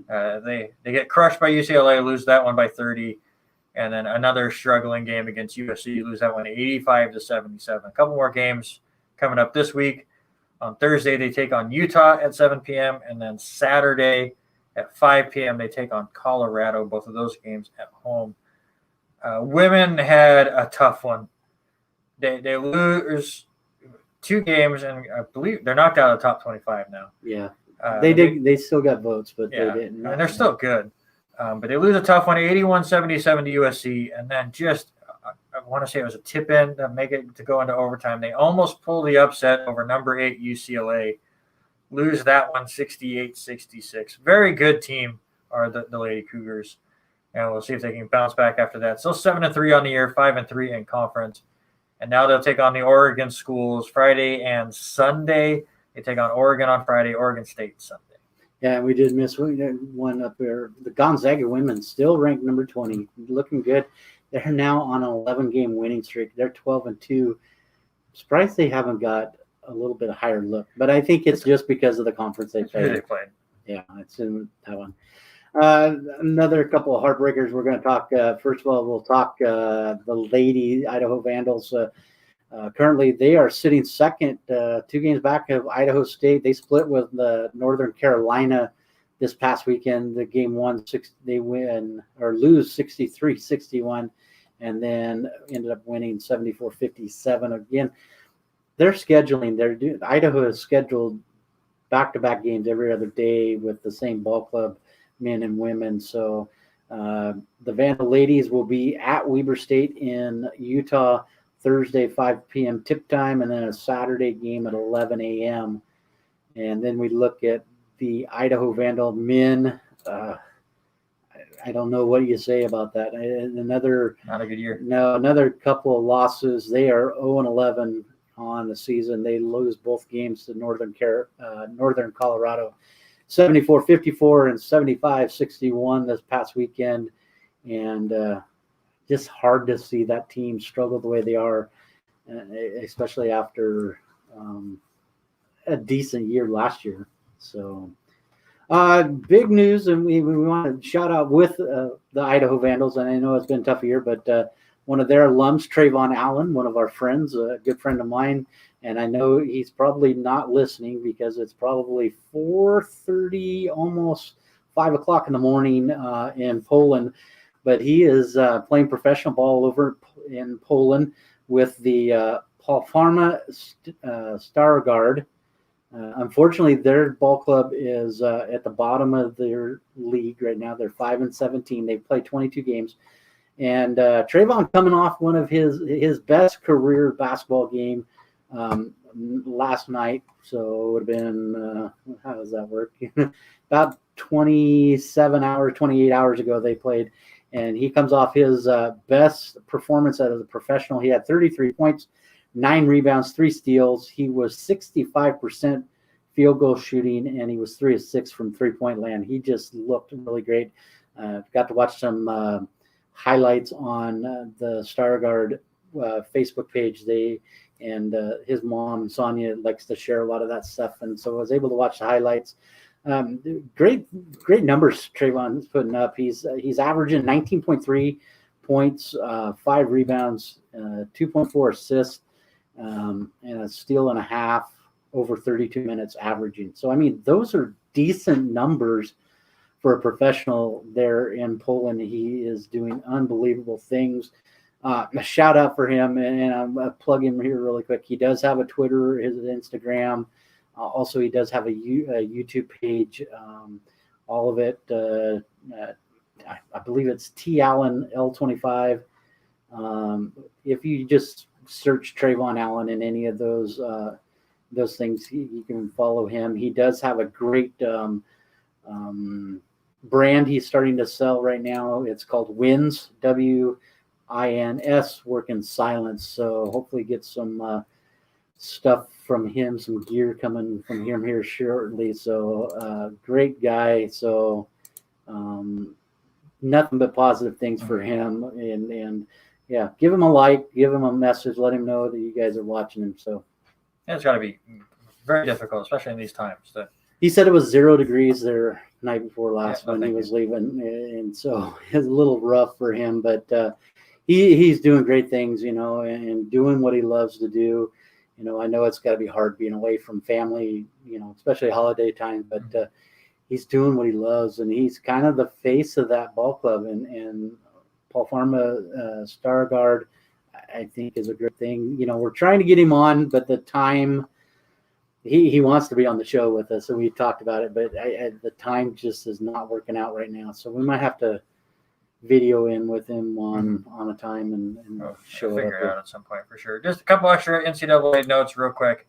Number 6 Tennessee goes down hard to Florida today, 75-49. And then a couple games in action right now. Like we talked about it with Duke. Duke only 5-3 on the year. They're losing to Pittsburgh right now, 5:06 to go in the second half. Down 69-66. And another really close one right now. Number 3 Villanova against Seton Hall. Villanova right now leading 72-70 with just 2:23 to go. So we could have a couple top 10 upsets there in the NCAA. Let's go to the NBA and let's just quickly recap all the crap here because my teams suck and I don't like it anymore. Why are we doing this? Because I have an 8-game lead. Yeah, my team's now 95-104, thanks to the Miami Heat, who was my second pick, starting 5-7. A couple of my earlier picks, Denver and Dallas and Toronto, all starting out struggling. One good pick that I'm happy with is I got the San Antonio Spurs with my 6th pick. They're 8-6 on the year, but just not a great start for me, and a pretty good one for you. As your teams are 103-94, thanks to, of course, the Lakers starting 11-4, and Brooklyn, I think, too. Yeah, Brooklyn's 9-6. Utah's been great at 9-4. Big surprise for you, obviously, the Knicks that you got at the end, 7-8 on the year right now. Your big struggle right now is the Wizards at 3-8. But other than that, you're great teams. Yeah, it'll be interesting, but we're not even we're not even a quarter way through anything. No. But still. Yeah. I think I'm more impressed with how Brooklyn is doing. Eric is correct. I'm a Knicks fan. I should be used to the NBA disappointing me. I didn't even take the Knicks, and they're disappointing me because they're doing good and helping Robert out. Let's get to the big news in the NBA, and that's James Harden getting traded to the Brooklyn Nets in a 4-team trade. If you haven't seen it, I was confused with the whole who was getting everything. So I'll get into the pick swap is the crazy stuff for me. But if you haven't seen it, Pat McAfee had a great segment. It was the day of, but it was before the trade went down.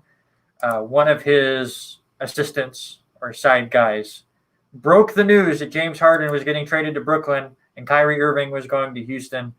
And then a minute later went, oh, it was a fake Twitter account. And they grilled him forever about it. It's such a great scene. You can see it on YouTube. But then, of course, a few hours later, James Harden actually does get traded to Brooklyn. And the Nets end up with James Harden. The Cleveland Cavaliers end up with Jarrett Allen and Taron Prince.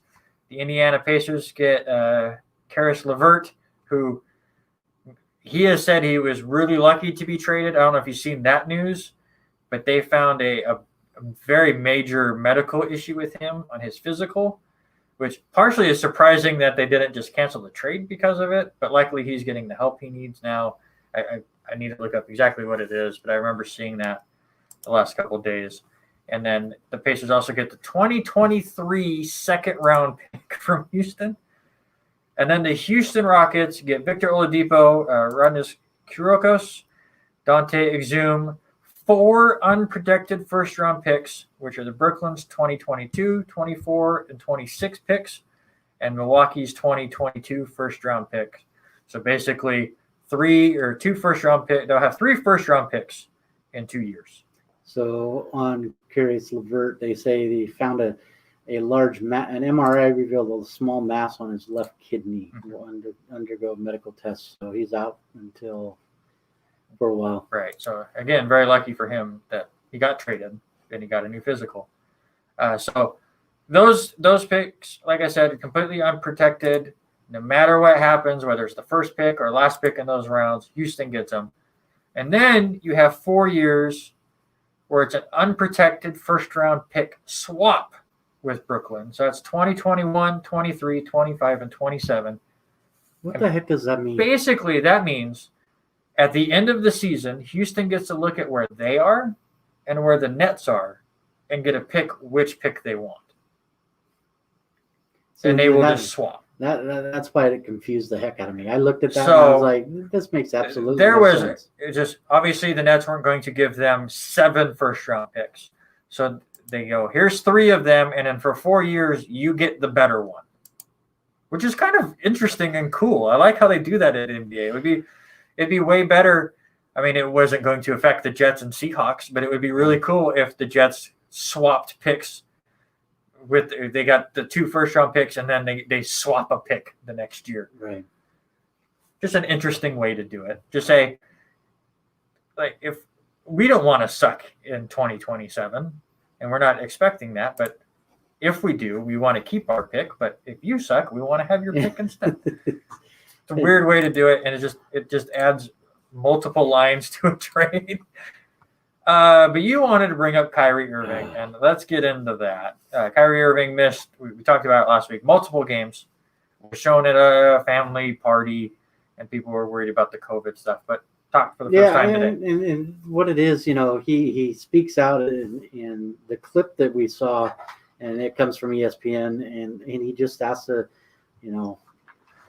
why haven't you been playing? He just all it is family issues, and then he starts talking about the idea of nobody understands what's going on. They just need to ask, and then when they do ask him, it's kind of beat around the bush.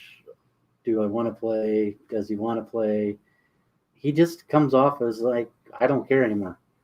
He just has that issue. I mean, I know he's a heck of a baller. I watched some video of him in the past couple of years. He can knock down shots. He can hit from pretty much anywhere on the court. But why would you, when that franchise brought him in to the point of they want to make him the main idea in Brooklyn, him and Durant, why all of a sudden don't you want to be 100% with Durant and 100% with the ownership in Brooklyn and say, hey, this is what's going on? Okay, so don't be so this is where we're going to disagree. And I'm not a big Kyrie Irving fan. I don't like his attitude. I don't like his flat earth takes. I just think he's a silly person. But you know what? Who else was a silly person? Dennis Rodman. Oh yeah. If you ever watched Last Dance, the Chicago Bulls would just let him go to Vegas. Just go get it out of your system for a few days and go.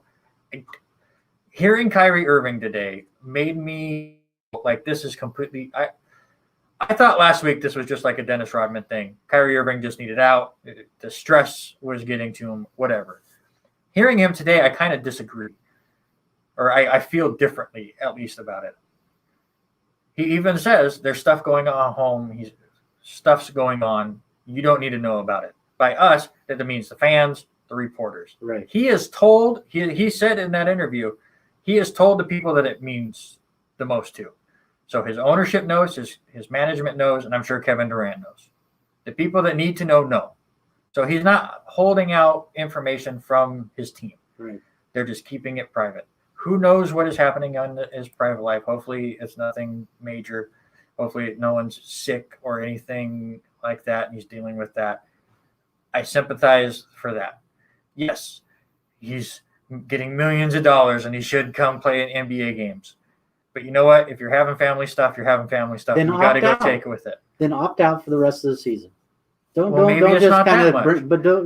What you're doing is you're bringing on all these people to, and that's bringing the story into Brooklyn. Maybe that's what he wants to do is keep everybody in the idea of Brooklyn. But if you don't plan on being there, that's just affecting the roster. And Eric Watkins says Rodman had a whole lot of greater issues, and Jackson understood that, and not the case with Kyrie. We don't know that's not the case with Kyrie. Just because he's not posting it everywhere. Right. Rodman had his own issues dressing up in funny dresses. And that's fine. I don't care what he dressed up as, or what color his hair was, or multiple colors his hair was those days. He changed. The worst one was the polka dots. I'm just saying we don't know what Kyrie's going through, and I don't think he has to opt out for the whole year.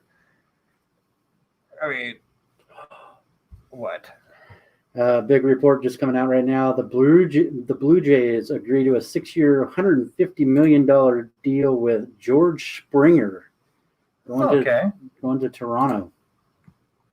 That is That's a huge big deal. That's good for Toronto for sure. But here's my thing: if you have family issues or health issues in your family, are you going to leave while you take care of that, or are you going to go, I'm out for the whole school year? It depends on the circumstances. Well, if I'm going to hold up a roster and know that I'm making that much money. But listen, if the family issues take that whole year, we get that too. But if he had to go home and take care of some stuff, he went home and took care of some stuff. I believe him that he was honest with the team when he did it. They are respecting his privacy, not saying what it is. And it's none of our business what it is. As long as the Brooklyn Nets are cool with it, we should be cool with it. So let the Brooklyn Nets come out and say that instead of everything getting drawn out. It just seems to be drawn out so much. And what are we talking? 80 game schedule? Is that what we had?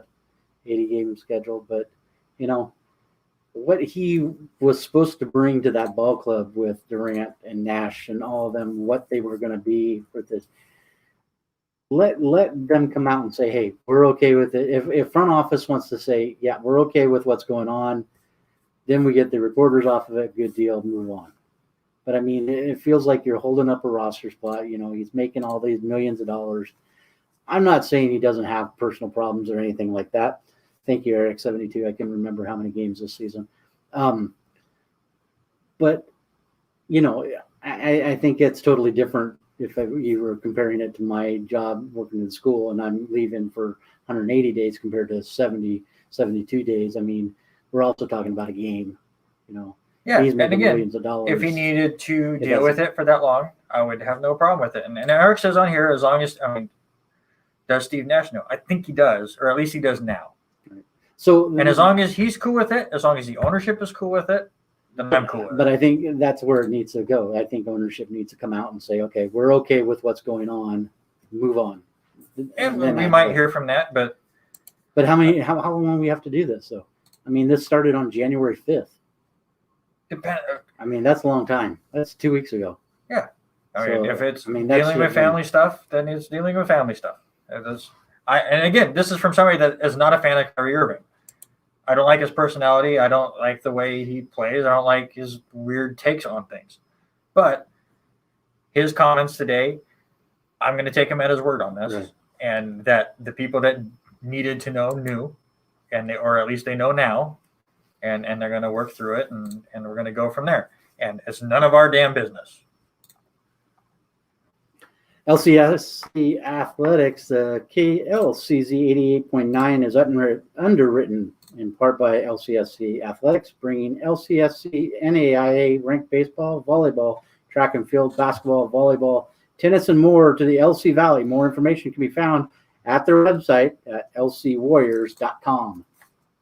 All right, you're listening to R&R Sports Report right here on KLCZ 88.9. Also check us out on the R&R Sports Report Facebook and YouTube pages. Give us a like, give us a follow, do all that fun stuff. I'm trying to put some extra videos out there. If you missed the show, I did that last week, and the Facebook algorithms, I think, made none of you see it. I think it kept saying, we have over 400 people liking this page, which is fantastic, and I can't be more excited or proud or honored by any of that.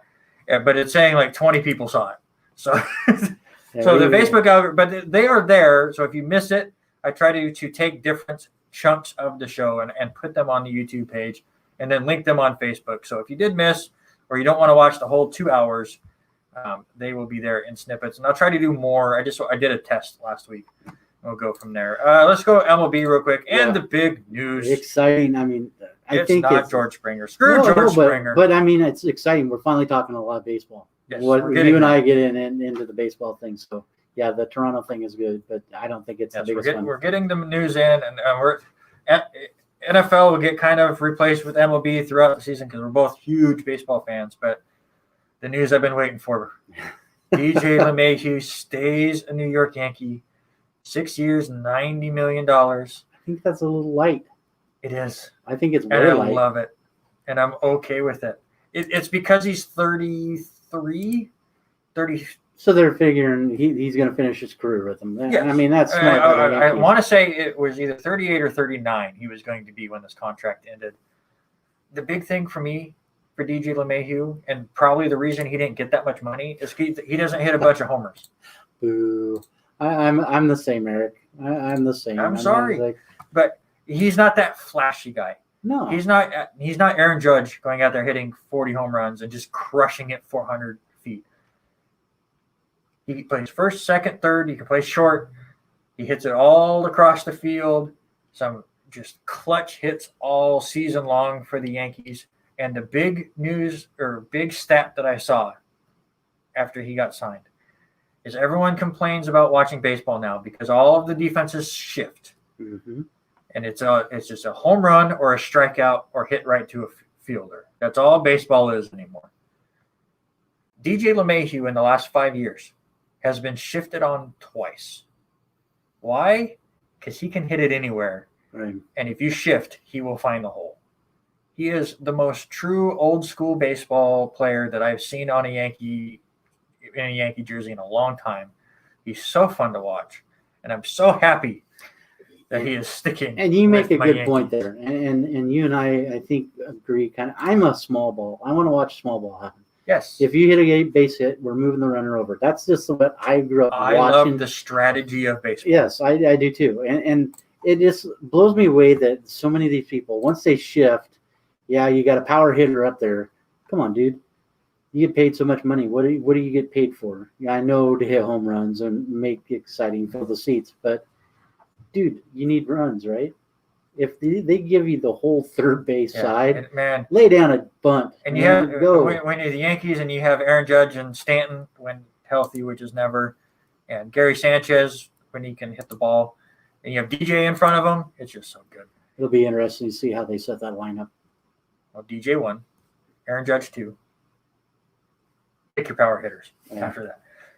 Also, the New York Yankees, I'm not sure about this signing, but they signed Corey Kluber to a 1-year, $11 million contract. I've always said in MLB, there's no bad 1-year contracts. Absolutely none. Because in Major League Baseball, all money is guaranteed. So there are bad 5-year contracts. Don't sign people for 10 years. But 1-year contracts, if it doesn't work out that year, he's gone the next, and it's too much. I think it was too much. I That's think fine. that contract is a little. Well, they saved all the money there with DJ, but I think it's a little too much for a guy that hasn't played since May of 2019. I really do. Well, he played, but just not much. So he's only pitched 36 2/3 innings in the last 2 years. He fractured his arm when he got hit by a line drive in May of 2019, like you said. He was starting rehab in August, had abdominal tightness, which stopped the return. He got traded to Texas and then lasted 1 inning in 2020 before he tore a muscle in his shoulder and is coming off of that. From all reports, his fastball is not down that much in the tryouts and stuff that he was throwing out there. It's still low 90s, so he's lost a little bit, but you'd think as the spring will go, it'll get closer to about where it is. And hopefully they go out and get somebody else. I've heard Luis Castillo rumors as far as being traded to the Yankees from the Reds, which would be fantastic. But, I mean, as far as a third, fourth, fifth guy in your rotation, it's fine. I don't think it's any big. It's the same here for the Washington Nationals who signed John Lester to a 1-year deal. It's the same thing. You're not older there. You're not expecting John Lester to be the guy he was in 2012 or 2016. But he's out there to get innings. As I say, he's got the experience. Maybe he helps Strasburg get some more. I don't know. So I think that's an okay signing. Yeah, and it's okay. And the trade that happened the other day, or I think it's just yesterday, Padres. Jesus, the Padres are making all of the moves, which I'm hoping are the Jets and football this offseason. Please. Well, and what's funny is I don't see a lot of any action going on anywhere else other than the Padres. The Padres and are doing the Yankees. It all. This is the first time the Yankees did anything. But it's honestly, baseball nowadays usually wait till January, February. Like the winter meetings used to be the big time, and now it's trickled into spring training starts in a couple weeks. Let's go ahead and sign these people. I forget when winter meeting is. Second week of February or something like that. No, it's December. No, I'm talking. It used to be prior. Yeah. But Padres get Joe Musgrove, who he struggled in 2020, especially early on. Had a great end of the season. Did not give up. That's easy for me to say. Did not give up a run in 3 of his last 4 starts. Big K guy, 55 Ks in just under 40 innings pitched last year. Has a lot of great movement. I think he's going to be really good. Another good 3-4 spot person. And now the Padres have Blake Snell, Yu Darvish, Dinelson Lamet, Joe Musgrove, and Chris Paddock. Chris Paddock, who opened the season for the Padres last year, now could be their number 5 starter. And, of course, Lamet and Paddock were the only 2 people on the roster in 2020. Yeah. So that rotation is filthy. Their lineup is young and fantastic.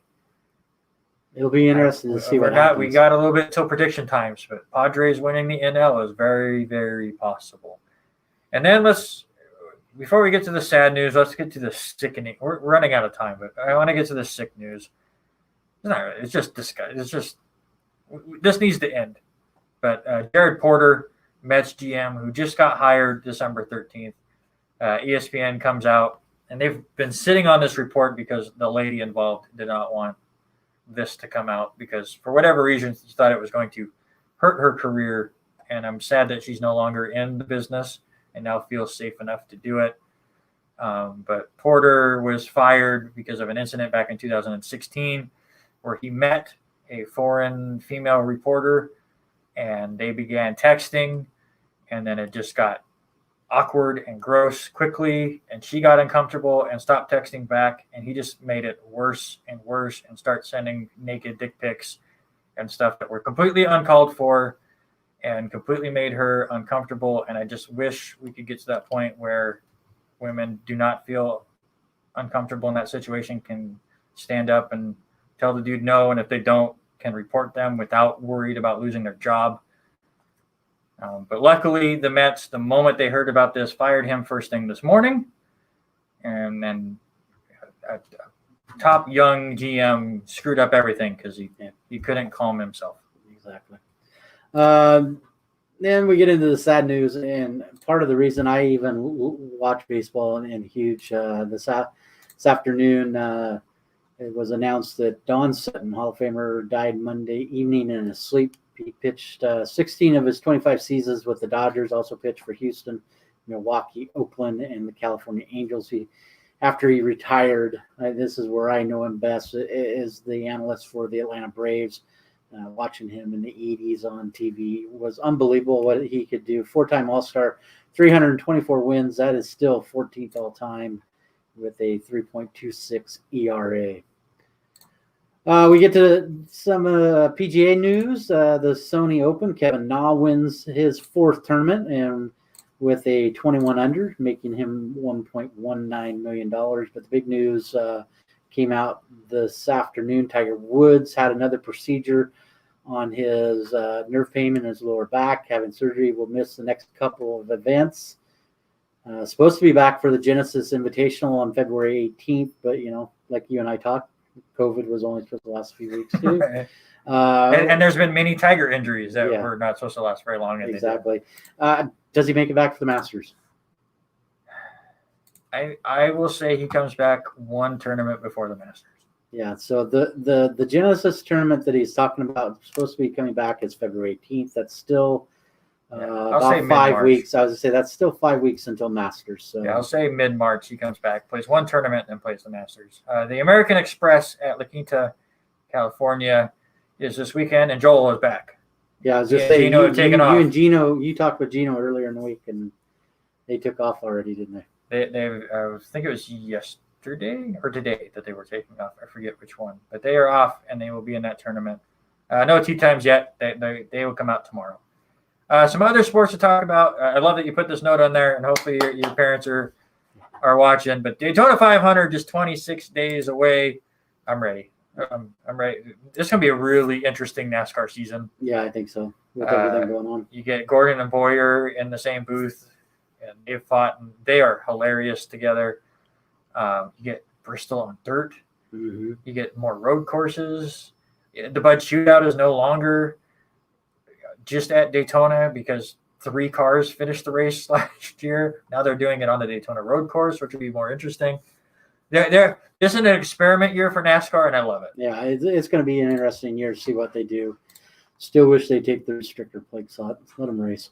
Oh. I know. I wish they would put some kind of restrictor plates on Michigan and give them more horsepower again. Yeah, that would be nice. That would be real nice. And then we don't talk UFC very much because neither of us watch it too much, but Conor McGregor's back, so obviously that's big news. Facing Dustin Poirier. Poirier 26-6, McGregor 22-4. Who you got? I think I'm going to take McGregor. I mean, he's looking pretty good. I saw some video of him rolling up here the other day. When he rolled up to the hotel already today. I think it was the video I watched, and he just looks so physically fit. I think he's going to end up beating Poirier pretty early. What round? I'm going to say the second. I think they get through the first. McGregor in 1 round is what I'm going to say. PBA also returns this week. It's good for my TV. Yeah. They've been doing qualifying for the Players' Championship and kind of split it up into 5 different regions so they didn't have so many people in one area. You have 5 different regionals that have already got their qualifying going. You get $1 million in the prize pool. Bill O'Neill is your last year's winner. The West will be on FS1 at noon on Sunday. And I looked at that. There was 75 people that bowled in the West this last week. That was crazy. I looked at some of the stats there this morning, and I'll let you do the stair step really quick. Yeah, so you get the step ladder finals. So basically 4 faces 5. The winner faces the 3 seed. The winner faces the 2 seed, so on. So your first matchup will be number 4 seed Darren Tang versus 5th seed Chris Kozlov. The winner will face number 3 seed Jacob Buttroff. I want to see him have a better 2020. He struggled last year, or 2021, excuse me. The 2 seed is Wesley Lowe Jr., and then number 1, Anthony Simonson. I'm picking him. I mean, he only has to win 1 game anyways, but he was so fantastic last year, and I think he's just keeping it on right now. I think it'll be 1 against 3. It'll be Jacob against Anthony. It'll be interesting to see what that happens, but I think that's where that matchup. I think the biggest news on that is your number 1 bowler of the year. Belmonte was 200 pins under. He was 19th place, so I mean, doesn't even make the stair step. He just struggled a little bit. They even talked about him struggling. I watched his vlog there earlier today, and he just struggled getting off the plane. I wasn't able to do it. So before we get into it, Eric's over here going, because we're talking bowling, but not 5-pin bowling. So my trivia question to Robert real quick. What is the perfect score in 5-pin bowling? I don't know, 200? 450. I've never watched. There you go. There's your 5-pin bowling Eric, stat of the week. We'll have to get Eric on and have him tell us about 5-pin bowling, because neither one of us follow that at all. All right, it is now time, sir, for a very small This Week in Sports History. This Week in Sports History, we'll cram it all together. 2020, just a year ago, we had our major sign stealing scandal. Back on January 13th, Houston fires A.J. Hinch, the GM Jeff Lenthno. Also, Boston fires Alex Cora, and the next day they fire everybody, and the whole mess. Let me tell you. Let's see. We'll skip over that. Oh, you did mention Dennis Rodman. You must have read that I had a Dennis Rodman thing. I actually did not. I did not look at any of this. I don't want any hints on my trivia question. January 15th, 1997, your buddy Dennis Rodman kicks the cameraman Eugene Amos in the groin during the game against Minnesota Timberwolves. Rodman pays Amos $200,000 in settlement and is suspended 11 games without pay, which was about $1 million through that area. January 17th, 1995, the Rams announced that they're moving to St. Louis. 2012, LeBron James becomes the youngest player to reach 20,000 points. And let's see. The big one, Orlando Cepeda, back in 1973, Boston signs Cepeda. He's the first player to sign as a DH only. January 19th, 1903, a new bicycle race is announced. The Tour de France is born in 1903. Yeah, if only that would have kept going. And then 110 years later, Lance Armstrong admits to doping in all 7 of his Tour de France victories. Him and every other cyclist out there. And then in 2002, also on January 19th, this will hurt you Oakland Raider fans. The New England Patriots win against the Oakland Raiders in the infamous tuck rule game. Another rule that got changed.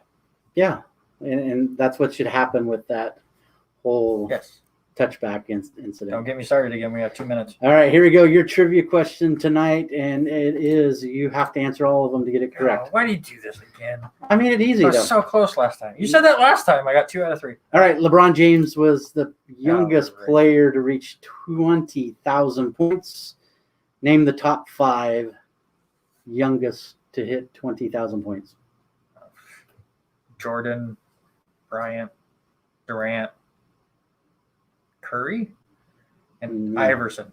Well, you had James. James was part of it. Durant, Bryant, Jordan. I'll give you one more chance. Is Iverson one? No. I don't know. Wilt Chamberlain. He was 29 years old and 134 days. Close again. 4 out of 5, I guess. I'll give you, or 3 out of 4 because I gave you the first one. So. Oh yeah, still 4 out of 5. I'm taking 4 out of 5. You can't take that from me. All right. Which conference championship game are you most looking forward to watch? I guess that's what we got this week. Yeah. I think I'm probably going to lean. As much as I want to watch Patrick Mahomes and all that, I think Aaron Rodgers is going to be the better game. I think the AFC. I think both should be good games. Yeah, I think the AFC will be more entertaining, but it'd be a good Sunday. Also, I mean, bowling on Sunday. If you don't want to watch the NFC Championship, it'll be on my computer there too, streaming into my TV. I wonder if Haley will get mad if I start watching bowling and forget to switch over.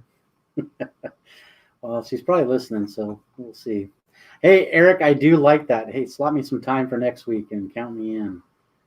We have an idea to get Eric in as well, but we might not be able to get Eric in because we might have Haven here if Buffalo wins by 14. Yeah, Haven, make sure Grandma knows you're coming over. But I think it'll be 7, but it'll be But we will interesting. get to that. All of those sports. We'll talk about the AFC and NFC championship games. We'll start looking towards the Super Bowl. Hopefully, LC gets to play their games. We'll talk more local sports. We'll have a little bit more fun because we're going to have 2 weeks till the Super Bowl. So we'll fill some time out with some more fun segments, hopefully. But thank you so much for tuning in, whether it was on 88.9 KLCZ or on the R&R Sports Report Facebook or YouTube pages. We appreciate you so much. Thank you guys for commenting and helping us add some extra content in here as well. But for Robert, I'm Randy. Have a great week. But for right now, we are out.